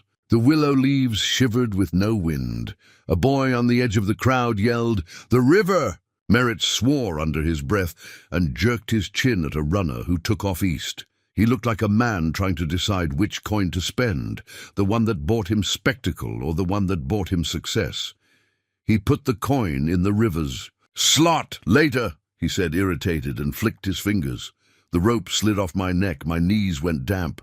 "Silas, fetch your ledger girl on your own time. I've got a gate to open." He pivoted, and in 3 seconds was in the saddle and on the road and taking a dozen with him. He didn't look back. Men like him never look back. They think it makes the past not exist. What he left looked like the husk when locusts move on. Rope stubs, dust, the ache in my throat, the ache in Ivy's eyes, the ache in a town that had to choose again and again, which hurt to bear. Beckett was at me in 2 steps, and then at Ivy, hands leaving one to touch the other like he was learning. To multiply mercy. Vale stood with his gun lowered but not put away, and the riders around him started breathing full again, all at once, like a choir that had been waiting for the conductor to remember them. "Go," I said to Beckett before he could ask. "You heard it. The river's made up its mind to remind us what it can do." "You're not coming," he said, echoing himself from an hour ago but with a different weight. "I am," I said. "Doc's jar is in my bag. The map is too. The judge won't come for our pretty faces. He'll come for a truth he can taste on his tongue and read under his finger. That means I ride." He looked like he hated me for being right and loved, me for being the kind of woman who makes right heavy enough to carry. "Vale," he said. "I'll bring 4, Vale answered. "I'll leave Wit to watch your back trail.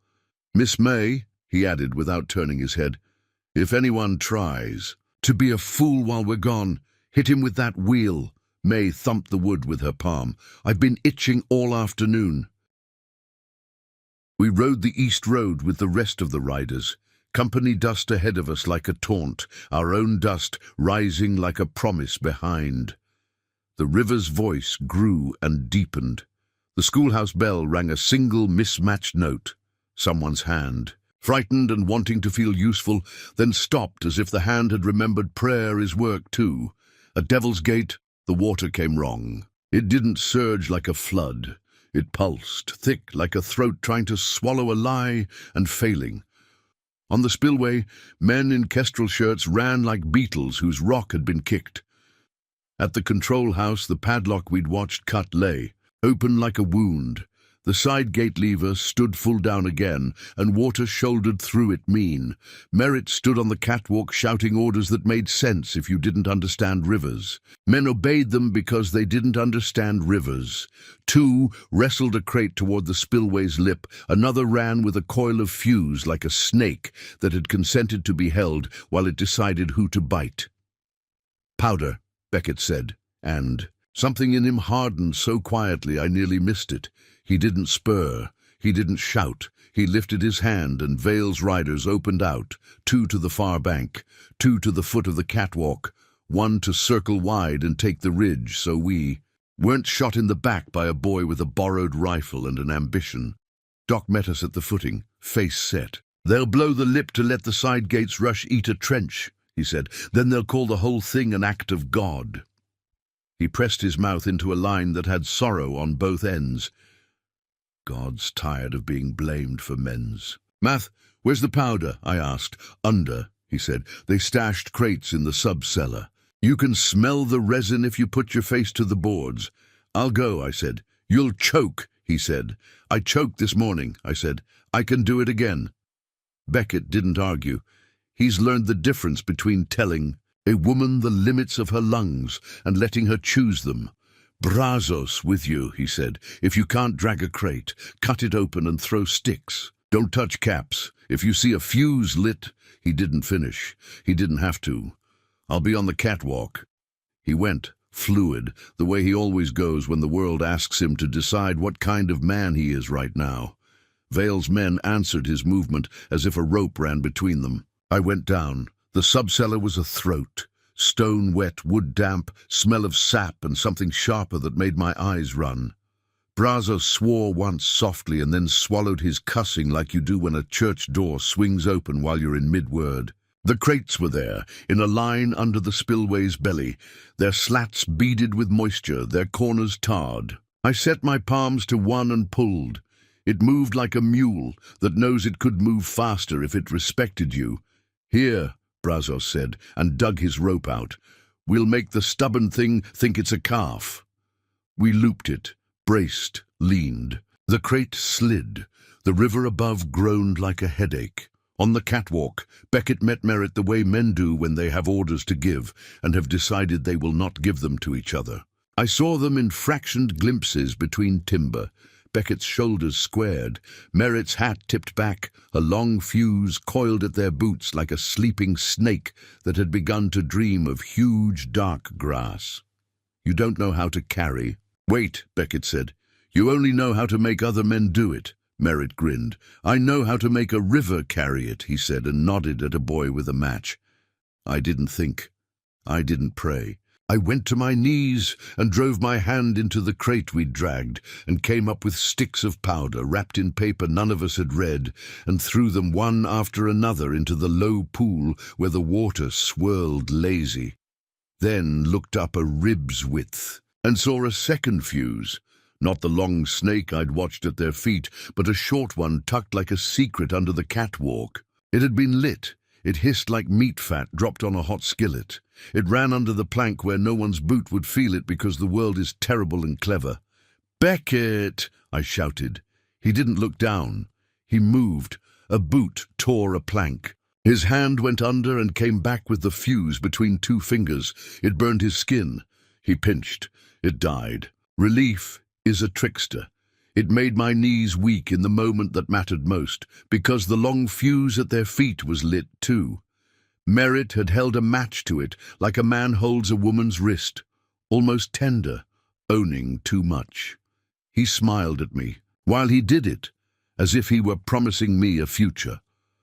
"Don't fret," he said over the rush. "It won't be a big bang, just enough to make a point your ledger will understand." I climbed.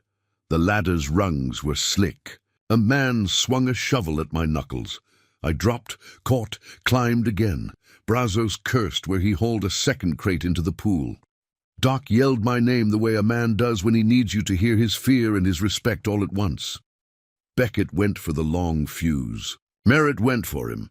Two bodies moved in that narrow world, the way a pair of toms fight under a porch, fast, ugly, purposeful. Vale shot a man who had decided to help Merritt with a bullet that took the idea out of his shoulder without stealing. His life, a boy with a cap box, ran and tripped and cried out like a child because he was one.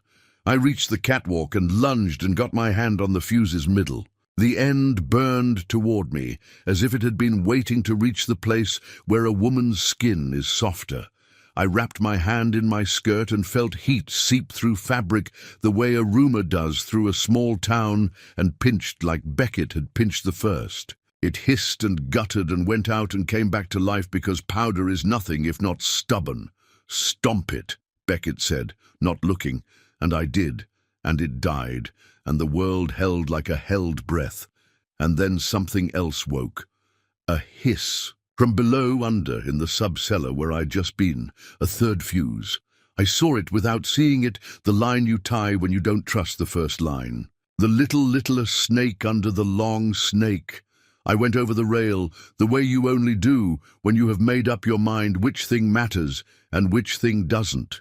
"Cass!" Beckett shouted, and the last of the day's gentleness fell clean out of his voice. He couldn't come. Merritt held him in a prayer lock, and a man with broken knuckles had decided to be brave at exactly the wrong moment, and Vale couldn't make his bullet decide between two terrible necessities. I fell to the sub-cellar floor. The way a sack of flour falls, and the air went out of me so I couldn't say the thing I wanted it to be, the last sound my sister would ever hear me make, which was her name. I crawled. The hiss ran under plank and into a crack where water made. Rotten rot made space, and space made the sound feel larger. I shoved my arm into that black and found heat and pinched, and this time when it died, I let the skin sizzle and didn't let go until I had spat on it and heard it surrender.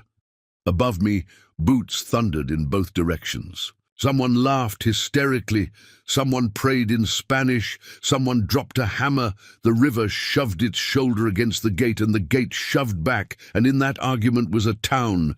Hands grabbed my collar and jerked me up, and I came with them because my legs were not useful and my lungs were not in the mood. Beckett's face hung above me like a piece of sky a child has drawn, square, blue-eyed, stern, a little wrong because love makes realism a fool.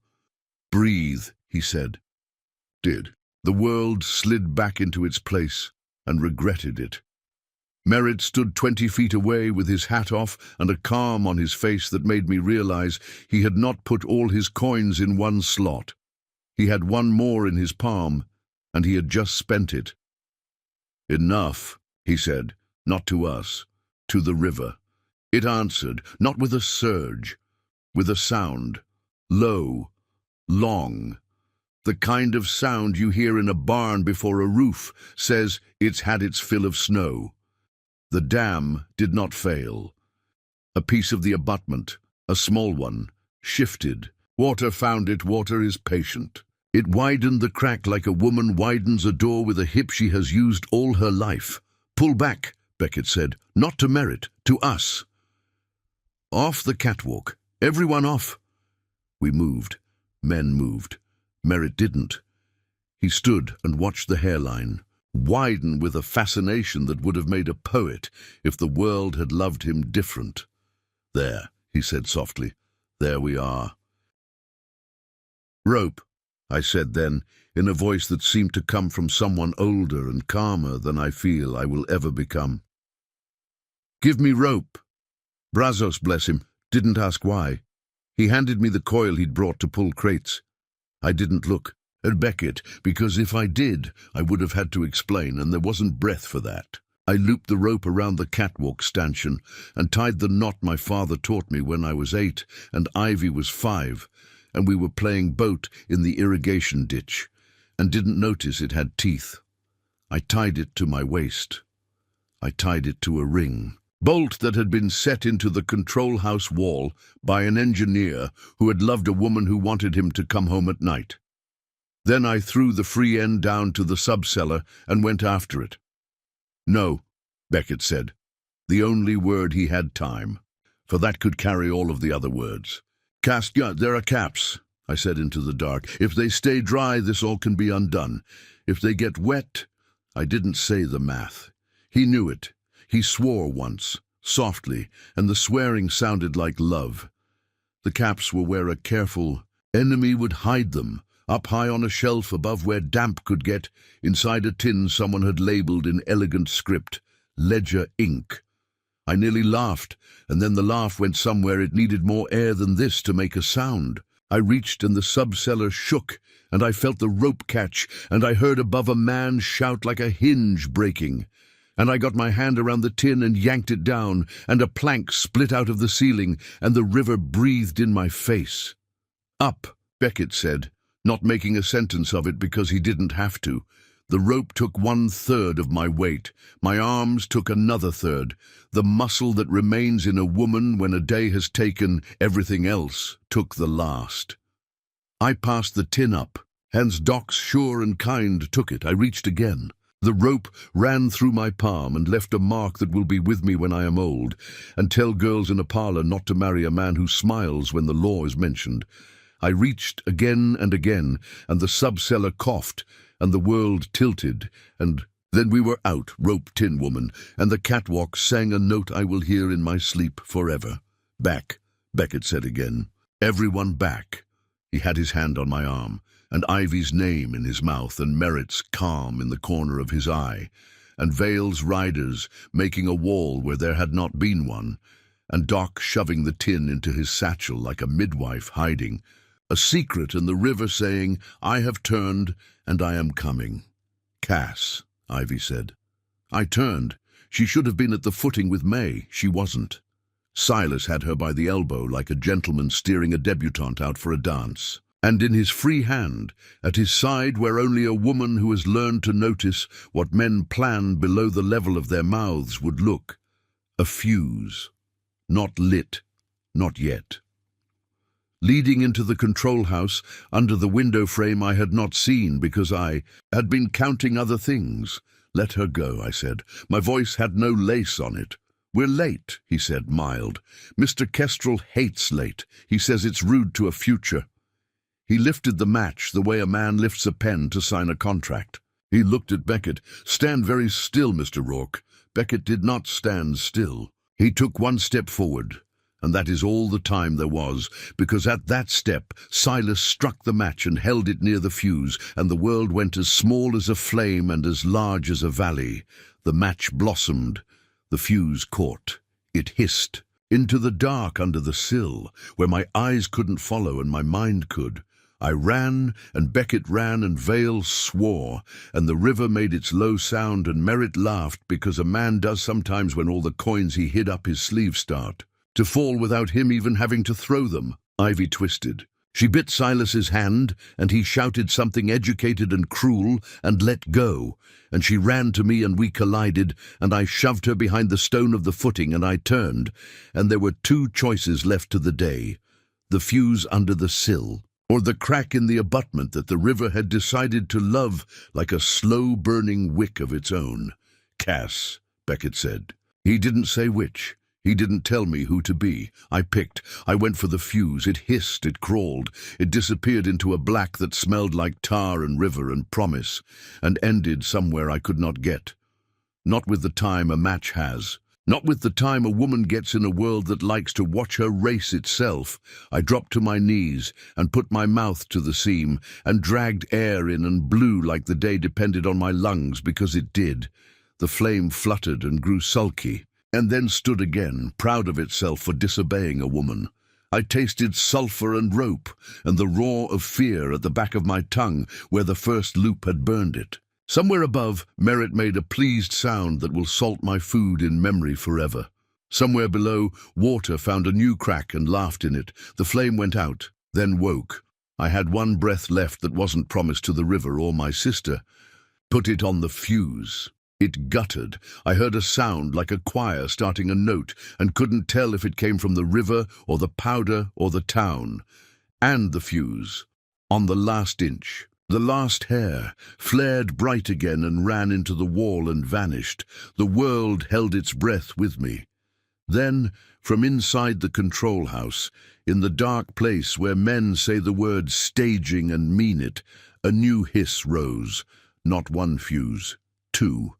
The second burned invisible under the floor, toward the crates we'd left when Merritt walked in, fast as a lie. It reached wherever it had been tied. It smiled, and the control house, with all its maps and levers and polite rail for Easterners, breathed in and waited to breathe out. The first lie about Dry Willow was that the dust ever settled.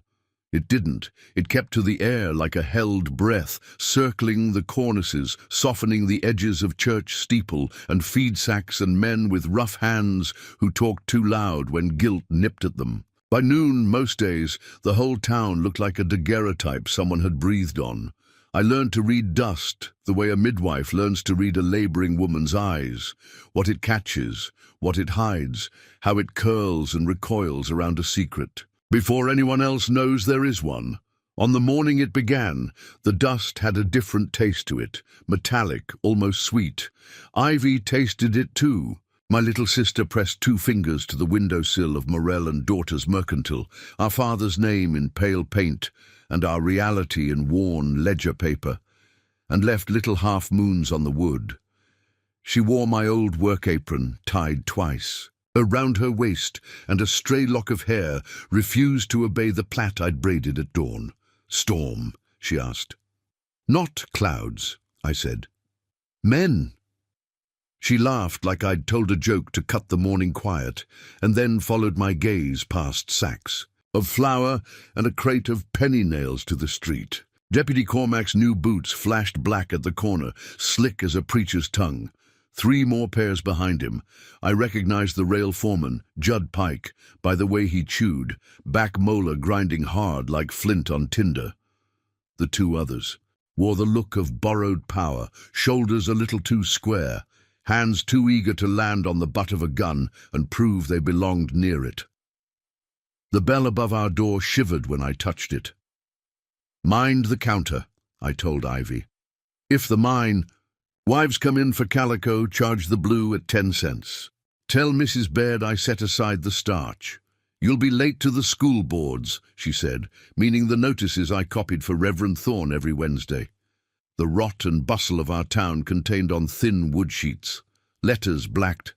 In by my steady hand, she pretended my writing was art. Mostly it was how I worked the numbers no one watched. I won't be long. I carried the ledger like I always did, flat against my ribs, palm warm to its cover. Most men see books as something you put on a shelf and piously ignore until Sunday. I grew up in books the way some children grow up in riverbeds or under horse bellies, teaching myself a language of small, precise things. My father's numbers kept our store alive through 2 winters and his last coughing spell. When he died, the last page he'd touched had a greasy thumbprint and the words, "Keep accounts straight. Keep the girls safe." I kept both, as best a woman can when the world shrugs at her mouth and nods at her hands. Outside, Deputy Cormac and his trail of certainty were halted by Old May, dragging her toll wheel across the street. She collected pennies. For the schoolhouse, with a compulsive fairness no one dared argue. A man who will step over a schoolmarm and her homemade wheel will do worse later. Cormac smiled the way men smile when they mean to bruise. "Morning, Miss May," he said, and lifted the wheel aside with 2 fingers. "Rudely placed." "That wheel worked hard for the new chalk," May said. "Rude is what you call men who think their boots matter more than children's handwriting." I passed them while they tangled words and habit, head down, skirtum whispering dust. The depot. Heat clung to the far end of town. Even from here, I could hear the ore carts whining where the iron meets their axles. The Kestrel outfit, Ephraim Kestrel's name stuck like a burr to half the contracts in Dry Willow, had hit a vein of gold so stubborn it promised fortune only if a man built machines meaner than God. They'd done it with water mostly. A New dam upriver at Devil's Gate to grind the ore and sluice the tailings, siphoning a river that was never ours, but felt like it. Water rights are paper until they're thirst. We all learned that lesson slow.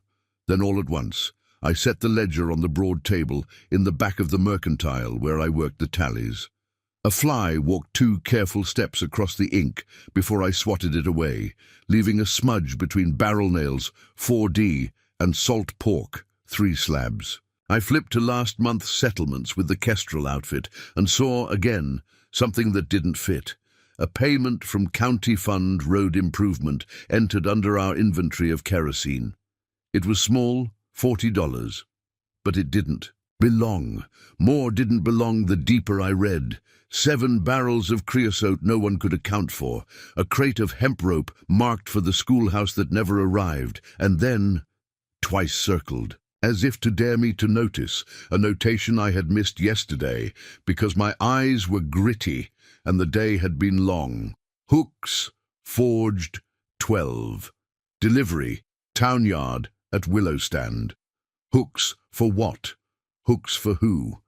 In a town with more gossip than grain. And a sheriff who wore the law like a coat he'd won in a card game. Nothing bought in secret meant blessing. The back door hinges breathed. I looked up expecting Ivy and found Silas Bracken instead. The rail company's lawyer, thin as a shadow at noon, hat-brim narrow the way Easterners liked theirs. He smelled of lemon oil and distance. "Miss Morell," he said, "and let my name sit on his tongue like a thing that would taste better if it belonged to a man. Your father always had the neatest books." "They're mine now," I said. "So they are." He stepped into the private space of our back room without asking and set his gloves on the ledger as if I'd offered him the page. "Mr. Kestrel asked me to be neighborly, remind you we've a standing credit with your house, and to fetch the school board notices if you've finished them." I had not. The notices were blank still, 3 boards, sanded by my hand at dawn, waiting for the Reverend's words. But something in Silas's voice made me reach for the top board anyway and slide it into the crook of my arm where I could feel its weight. "Neighborly," I echoed. I thought neighborly was paying cash on the barrel. His smile never moved. "We all deal in conversions. You trade faith for hope, coin for flour. We trade improvements for patience." His eyes flicked past me and stopped on the corner where my father's old safe sat half hidden beneath a dropcloth. "May I?" "No," I said. We hung there a moment, the no between us like a drawn curtain. He folded his gloves.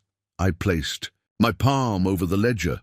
"That depot out there," he said, in a tone so casual it nearly hid the talon. "The dam upriver. Those aren't just iron and lumber. They're a promise. This town's been hanging by threadbare threads, Miss Morell. We intend to weave rope." My fingers, traitors to my face, slid to cover the entry I'd circled. "Hooks forged, 12. "Rope's a useful thing," I said. "Depends what you tie with it," he said kindly, and tipped his hat. When he'd gone, I let breath out in a thin line and counted to 12 the way my mother taught me to count stitches when my temper rose. Ivy poked her head in before I reached 10. "He left with both ears," she said. I was ready to clap my hands over them. "You're to clap nothing," I told her. "You're to take Mrs. Baird her starch and keep your tongue." "She owes us 2 weeks," Ivy said, and then softer, because she knew that name belonged in the mouth like a prayer or a wound.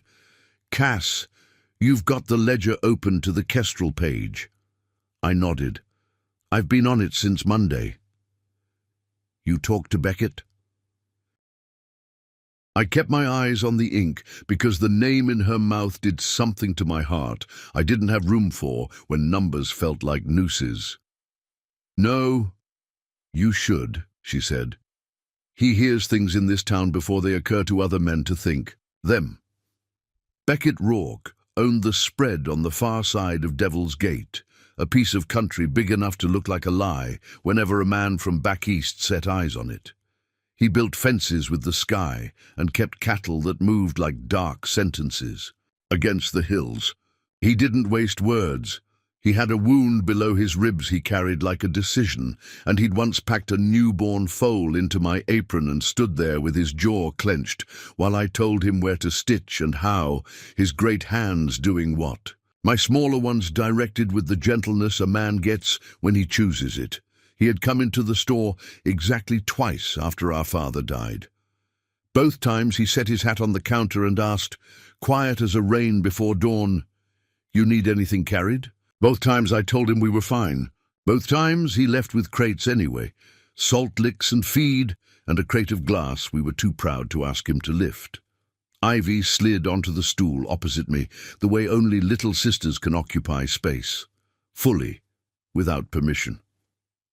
"You'll ask him now?" "Maybe," I said. Then, because lying to her felt worse than telling her I might be foolish, "Yes, we closed for our noonday break, which meant we ate our bread heel in the back room, and I watched the alley for men who liked. Shadows. The sun made its cruel mercy over the roofs, turning every nail a little star. When I finally pinned up my hair again and tucked the ledger into my satchel, Ivy took my wrist. "Don't go to the sheriff," she said. "I'm not nearly that simple," I said, and kissed her hair. I crossed the yard behind the Mercantile, turned down Long Mile Street where the cottonwood leaned like a drunk over the ditch, and followed the narrow path to the Reverend's. On the way, I passed the town yard, where men set fence posts and gossips sharpened their observation into knives. Boys cut willow switches into fishing rods here, when they were supposed to be. In school, the willows curled green fingers over the brown water. Under them, where the shade made a kind of room, I saw something that grizzled my skin. 12 hooks nailed neat to a freshly built timber frame, their iron mouths yawning empty. At a height you could step under but not stand tall beneath, there were footprints, too many. The ground there was churned, not by play, but by men testing weight. I put my hand to the timber, then pulled it back as if it had teeth. Creosote burned my nose. "Rope's a useful thing," I heard Silas say again in that smooth voice, and fought the urge to spit into the water. I walked away. Before my stomach could empty bread, I needed to keep a steady head. Reverend Thorne kept a neat parlour and a cluttered study. "Cassia Morell," he said, peering over his glasses like I'd arrived to answer a catechism. "You've got that page of figures look. Sit, speak, I'll pour coffee." "I can't stay," I said, "but I need your hands on something right now." I set the board on his desk and reached for the ink. "You'll post this in front of the church only after the noon bell rings." He squinted at me, read a little from the quick strokes I'd just begun.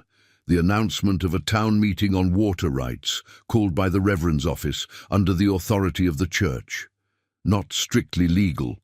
Not strictly illegal, either. "This is going to rattle cages," he said softly. "Then we'll see what snakes are in them," I said. "And I need you to ask Beckett Rourke to come. Not by name. Ask the spread. He listens." "You think it's gotten that bad?" "I think hooks aren't for hanging lanterns." He breathed in, slow. "You feel safe walking back?" "Safety's a moving target," I said. And before the ink could dry, I was already standing, the board under my arm. Ring the bell at Ishi. Noon and pray loud. I stepped into light that felt like an interrogation. The yard at the Willows was empty again. The hooks waited with their lazy mouths. Across the street, Deputy Cormac leaned against the livery with a piece of straw in. His teeth and the smile of a man who knows what hour has been chosen to ruin you. He tipped 2 fingers off his brow. "Miss Morell," he said without moving. "Deputy," I said. He let the words stall between us like a lame horse, then looked at my board. "Meeting?" "Church business," I said. "Everything's church." "Business when a woman carries it," he said and grinned. I didn't look at the hooks again. I've learned that sometimes the bravest thing a woman can do is not give a man the satisfaction of watching her eyes flinch toward his threats. I left the board propped by the Reverend's door and cut behind the smithy toward the North Road, where the ditch deepened and the willow shade gathered like a whisper. I didn't go looking for Beckett. I walked where a man like Beckett might be if he'd been watching the town from the distance he prefers. I found him where the wind changed, at the rise above the willow yard, looking down with a face that belonged to mountains. "You've been scarce," he said. "I've been busy not drowning," I said. "Seems a popular pastime." His gaze slid from me to the hooks and back, taking both in with a patience I recognized from those nights he worked a needle through a foal's skin, and didn't swear once at the pain it caused. "You know what they are for," he said. "I know what they pretend to be for," I said. "Curing rawhide, hanging lanterns, drying meat, all the uses a man writes in a ledger when he wants to pretend it's not meant for necks." He accepted. That like he accepted most things, without comment, eyes measuring. Beckett never reached for a woman's elbow to steer her, never said be careful like a talisman to absolve himself. He simply looked until you felt held to the same quiet standard. He put on himself. "Reverend's ringing the bell at noon," I said. "Call for the town to meet." I wrote it under his hand. "That'll pull hornets from 3 nests," he said. "I want to see what they do when they're angry and watched," I said. "I've found entries in my father's old ledger that and taste wrong. Kestrel money where it doesn't belong. Rope where children's chalk should be." He was silent then. "How much rope?" "Enough to tie 12 men together," I said. "Or hang 2 women neat and leave some length to spare." "Say it," he said. I was surprised at the anger that rose and poured clean out of me without catching on my teeth. "They'll call it law," I said. "They'll call it justice. They'll call it a debt the town is owed, repayment in the currency of fear. They'll use a tree and say, 'God approves because it's wood.'" His jaw worked once. "You want help." It wasn't a question. "I want witnesses," I said. "And men who will not let a rope snug the truth out of throats." He glanced down at the willow yard again, then toward his spread, a dark river of cattle far to the west, his entire life writ in weather and miles. "I'll bring 6, he said. "Men who won't shoot until there's no other choice." "My father asked me to keep the account straight," I said, "and the girls safe." "Your father knew what the world demands of a dead man's eldest," Beckett said, a strange gentleness in it. "I'll meet you by the church steps when the bell rings." Ivy stood on the mercantile stoop when I returned, cheeks color-slick, eyes bright. "It's already out," she said. "The secret you wanted to keep quiet long enough to set the trap. Mrs. Baird told Miss May, who told Mr. Tuttle, who told Lila at the saloon. And now all the men who don't go to church except to sleep off Saturday are talking about the noon. Bell like buzzards on a fence." "Then we've got what we wanted," I said, and smoothed her hair. "Hold your tongue when they come in. Smile like the devil asked you to watch his house." By 11, the town sounded like a pot about to boil. The miners came up from the shaft, black at the edges, hungry for drama. Farmers came in from the sandy edges of the valley on backs that hurt and hearts that wanted to believe a meeting could feed anything more than worry. Women came in 2s and 3s, with knitting their fingers couldn't settle to, children a half step behind like shadows detached. I saw Silas again, but he didn't look at me this time. He looked toward the sheriff's office with a paper already prepared. At noon the bell rang. Someone, May, pulled hard enough to make the rope burn her palms. It wasn't a church pull, it was an alarm. Men ran to the steps like a seam tightening. The Reverend lifted his Bible and his chin. "Neighbors," he began, and the word did. Something to the anger reminded it of itself.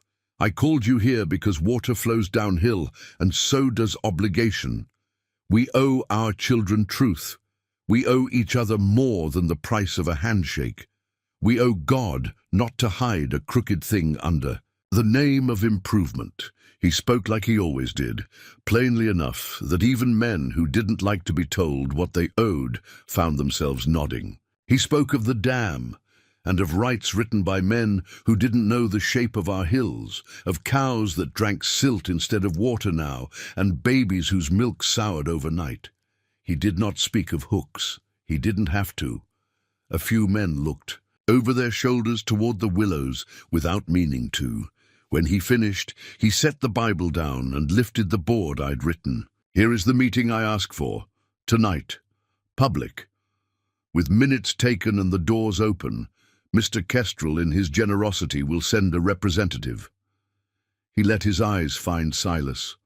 And we will lay the ledgers on the table. The sound, then, was not quite a cheer and not quite a groan. It was a human noise, hope grappling with the memory of being fooled. Silas's smile grew by half an inch.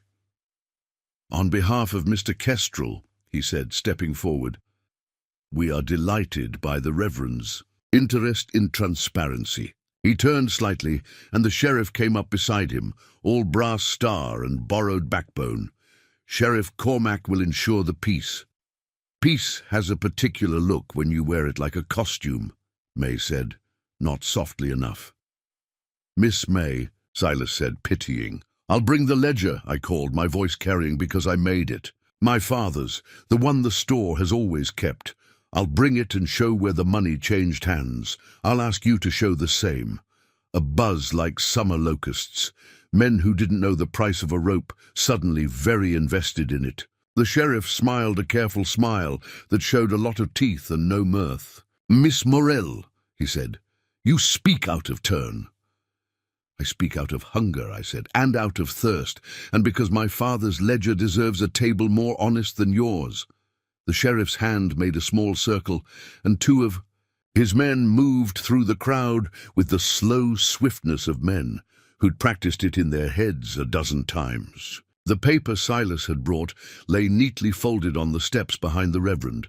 I knew, because I taught myself the way men think when they want to make a woman small, that if I bent to pick it up, a hand would land on my shoulder. I did not. "Bend." Beckett Rourke stepped out from the shade then, not into the space beside me exactly, but into the space that included me and made it bigger. He didn't speak. He stood.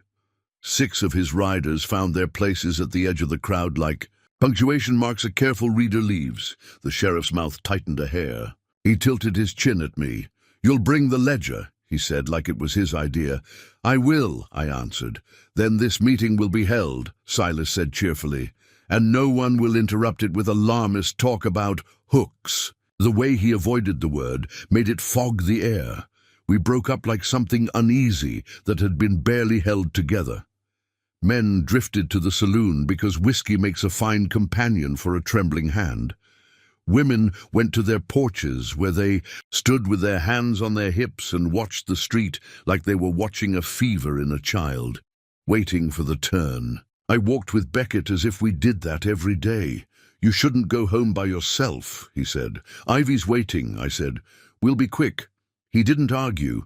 Another kindness. He only said, "I'll walk with you as far as the store." At the corner a boy ran out of the alley with his hair plastered to his head and his breath running 2 steps ahead of him.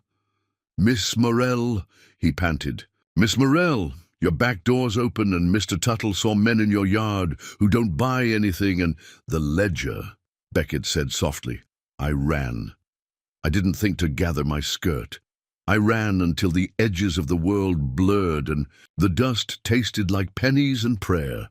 Our back door hung crooked, not broken, just handled by a man who had never been taught to turn the latch gently. Inside, the quiet made a shape I didn't trust. Ivy wasn't at the counter. The bag of dried beans we keep in a blue crock had spilled on the floor, like someone had dipped their hand in, and then changed their mind. The ledger was not on the table where I had left it. "Ivy!" I called, and my voice sounded like a thin girl I didn't know. "Here," she said from the storeroom, calm and also not. I found her standing with her back straight and her chin up and her hands behind her skirts, the way I'd told her to stand, when a man needed to be reminded that a woman has a spine. She moved just enough for me to see the ledger tucked behind. 2 barrels, wrapped in wax cloth and half hidden by the shadow of the shelf. I let out a breath. "You saw them?" "I smelled them," she said. "Silas wears lemon like a sin. 2 of the sheriff's men with him and Judd Pike." I shoved the ledger and smiled like I didn't notice. They opened the safe and laughed at the empty inside. "It isn't empty," I said. "It is now," she said. "I moved the cash last night like you told me." I put my hand on her shoulder. "Good girl." "They said they had a warrant," she added. "Silas can write those with his eyes closed," Beckett said from the door. "Doesn't mean a judge signed it." Ivy looked at him the way girls look at mountains and at horses that choose not to bite. "You'll stay?" she asked him. "For a bit," he said. "Do you have a back way out of town that isn't obvious?" I nodded. "Through May's garden, over the irrigation ditch, across Mr. Tuttle's broken fence, and then the dry wash all the way to the church lot. It smells like onion, so no one follows it long." "Show me," he said. We made 3 trips before supper, moving nothing that would tell a thief we valued it. The ledger wrapped and tied beneath Ivy's shawl. The little box of father's. Letters in my satchel. The family Bible, which got heavier with each yard, like it knew how much it had stored that wasn't written in it. We left everything else where it lay, so a glance through our window would say, "Poor girls, nothing here but buttons and beans and old papers." Men who take inventory with their eyes fall for that lie a dozen times. At dusk, the town turned the color of old bruise. The willow yard looked almost gentle. The hooks made negative moons against the dark. Silas and the sheriff took their place early in the hall. We used the schoolhouse as a meeting hall when we needed it, stacked paper like ammunition, 3 men sitting behind them with heads like plow handles, and eyes that didn't blink at suffering. Neighbors filled the benches. Beckett stood at the back with his 6, quiet as thunder you hear only if you know what to listen for. Reverend Thorne opened his book and wrote the date. I opened mine and set it beside his. "Let's begin," Silas said brightly, as if we'd gathered to bless a harvest. We began the way a woman in labor begins, respecting the work of breath first. Numbers are a mercy. They make men show themselves. I read the columns. I read them so careful you could hear the page scratch against the table when I turned it. I read out purchases the county had made at our store, oil, resin, rope, and then asked the room whether anyone could say where those things had gone. "Road repairs," said one of the plow-handle men. "Show me where the road was repaired," I said. He looked at his shoes. Silas spread his hands. "Supplies are shifted. It happens." "Not in books it doesn't," I said, and I felt Beckett tilt just a hair, like he appreciated a clean strike. We moved point by point. I didn't accuse. I asked. It's a trick old May taught me. Let a man walk himself to the cliff and decide whether to jump. Each time Silas smiled. Each time the sheriff's jaw clenched a tick harder. Each time men who have worked land all. Their life looked at other men who had worked papers and asked themselves which work hurt their hands more. When I reached the hooks, I didn't say the word. I put my finger to the line and let the room read it with me. A noise ran through the benches like wind across wheat. Not loud, not quiet. Somewhere in the back, a woman's knitting needle stopped. "Drying racks," Silas said immediately. "For the schoolhouse to use when painting pictures for Founders' Day." "In the willow yard," I said. "Where there's shade," he said, as if explaining something to a slow child. "The teacher keeps the children in the yard at midday," old May called from the back. "Because the schoolroom boils, that shade keeps them from baking." "The shade's useful for many things," Silas said. "We've made improvements to town property at our expense. You're welcome." "You can afford to be generous with other people's water," I said. Something ugly flickered behind his eyes. He opened his mouth, and the door behind us banged. Judd Pike stepped in with a smile that had rocks in it. He walked down the aisle and set a canvas sack on the front table. The sack thumped the way ropes do. I felt my stomach step off a familiar ledge. Beckett's breath moved behind me like a bull deciding whether to charge through a fence. The sheriff didn't look at the sack. He looked at me. "Enough," he said, sharp. "We've listened to your ledger. Now you'll listen to mine." He unfolded Silas's paper with ceremony and cleared his throat. "Cassia Morell," he read, like he'd practiced the name in front of his mirror. "Accused by affidavit. of theft of county property and incitement to riot, aiding and abetting the spread in obstruction of lawful water use. There was a laugh from someone whose name I knew and didn't want to attach to this moment. It sounded like a plank snapping. Ivy's hand found mine. "Don't move," I whispered. "Whatever they expect you to do, don't." "Shill. Come quietly," Beckett said from behind us, voice low and even. "No," the sheriff said, and the way he smiled told me we were past the part where men pretend to be reasonable. "No, she won't. She's going to come loud enough to teach others the cost of not minding their own business." He nodded at Judd Pike. Pike loosened the cord on the sack and drew out 2 coils of rope, fresh as bread. The room went narrow. I felt the edges of it press. Someone sobbed once, the way strong women do when the body finds the sound before the mind has time to tell it hush. Reverend Thorne stood up so fast his chair fell. "Sheriff," he said, "you will not bring violence into God's house." "Then, step out," the sheriff said. "We'll hold our lesson under God's sky." Judd and the plow-handle men came down the aisle in a way that made the floor seem to lean toward them. Beckett moved at the same moment, but 3 others moved too, a triangle closing, men who had been polite at the edge of things all evening and now showed their mettle. One of them pressed a barrel to Beckett's ribs. He didn't flinch, and it felt like a kind of prayer. "Don't," I said to him. "Please." He met my eyes. What I saw there made time slow, not fear.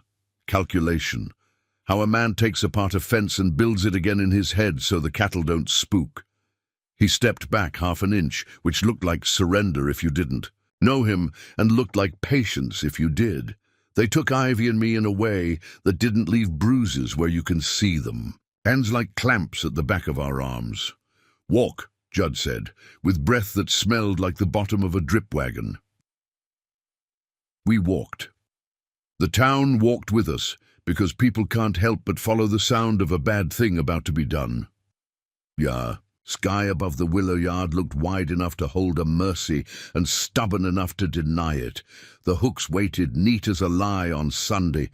"Cass," Ivy said, her fingers digging crescents into my palm where she'd found it again. "We didn't do anything wrong. That's not the kind of wrong this is about," I said. "They put the ropes over the hooks in a way that made it look like habit. They tied the knots like they'd practiced on sacks of grain. Everything took on the gentle slowness of a thing already decided, like the way a plate falls in a kitchen. There's 2 kinds of time when it goes, the time when you can catch it and the time when you can only watch the shards find the floor." Silas stood with his hands folded and a look of concern he could put on and take off like a coat. The sheriff stood with his badge shining and his eyes flat. Reverend Thorne stood with his fists at his sides and his mouth moving. I didn't need to hear the words to know their shape. Beckett stood with stillness that meant motion was coming. 6 of his men spread like a blackbird's wing. Judd Pike climbed the timber frame like a man who's done it enough to forget what it symbolizes. He tossed the first rope down. It smelled like oil and fibers and something I decided not to name. "Ladies," he said. Ivy trembled so lightly that you wouldn't have seen it if you hadn't held her bones all your life. I squeezed back. "Sheriff," Beckett said, in that voice he used to settle a spooked mare. "No one gets what they want if you do. I get exactly what I want," the sheriff said and smiled. He nodded. The men on either side of us lifted the ropes. They didn't put them on our necks yet. They let the loops hang like halos grown wrong. They wanted time to feed the fearful part of a crowd that finds relief in seeing someone else chosen. "Cass," Ivy whispered. "He's watching you." "Who?" "Beckett." I could feel it like heat. He wasn't watching the sheriff. He wasn't watching the men with their rehearsed cruelty. He was watching the spaces between them, the split second it takes for a man to reach and then look away, the smudge of creosote on a hand that would leave a mark on a belt and tell you which one carried the extra pistol. "Sheriff, Reverend," Thorne said louder now, "this is lynching." "This is law," the sheriff said, not letting the word catch on his teeth, "rendered by the consent of righteous men." "Righteous men don't hide their faces under dust," May called from the back, her voice like a fry pan thrown at a coyote's. Judd dropped the first loop. It hung at the level of my eyes, round and patient. My brain did a strange thing then, the way it does when a baby, crowning, looks bigger than a woman should have to bear. It counted small things. The frayed end, the knot's good work. How? The rope would scratch if it touched skin. My mouth moved without my permission. "Ivy," I said, because sometimes the only thing a woman can do is say a name out loud so someone knows the weight of it. "Now," the sheriff said. Beckett moved. He didn't run like a hero in a dime novel. He moved the way a man pulls a calf from breech, hands sure, motion exact, refusal complete. He was at my side between one heartbeat and the next, his shoulder colliding with the man who held my rope so precisely that the loop fell and bit dirt. Behind him, his six unfolded from the edges of the crowd like a story we'd forgotten was ours. The first shot cracked like a board broken clean. Judd Pike shouted. Men turned with guns they hadn't expected to fire yet and found themselves looking at men who knew where to point them without killing anyone. Hands, knees, the places you cut a snake without losing your soul. Someone screamed my name. "Ivy? Or my mother's ghost?" The sheriff drew. So did Silas. Not a gun, but a piece of paper he held up like it could stop a bullet. "Warrants!" he cried. "Warrants!" Thunder rolled over the hills. Not weather, not yet. Hooves. More men. I saw them as dots over the rise, and then as riders, 20, maybe more, moving fast in a wedge that looked like a choice barreling toward us, dust lifting behind them like a book's last page riffling. Beckett's hand found my arm hard enough to bruise, blessing enough to feel like a command. "Down," he said. The sheriff's muzzle lifted. I heard the breath before the trigger. I saw the knot on the rope like a black eye. I felt the ground come up to meet me, cool and hard and real. Then a voice cut through the yard, hard carrying iron bent to purpose. "Drop the ropes," it said, "or every man behind me rides straight through you." The riders broke the ridge like a storm breaks, a flood with rains. The loop of rope swung over my head like a question that hadn't decided who would answer it. Before we jump back in, tell us where you're from. If this story moves you, please subscribe. Tomorrow, I have a special story for you.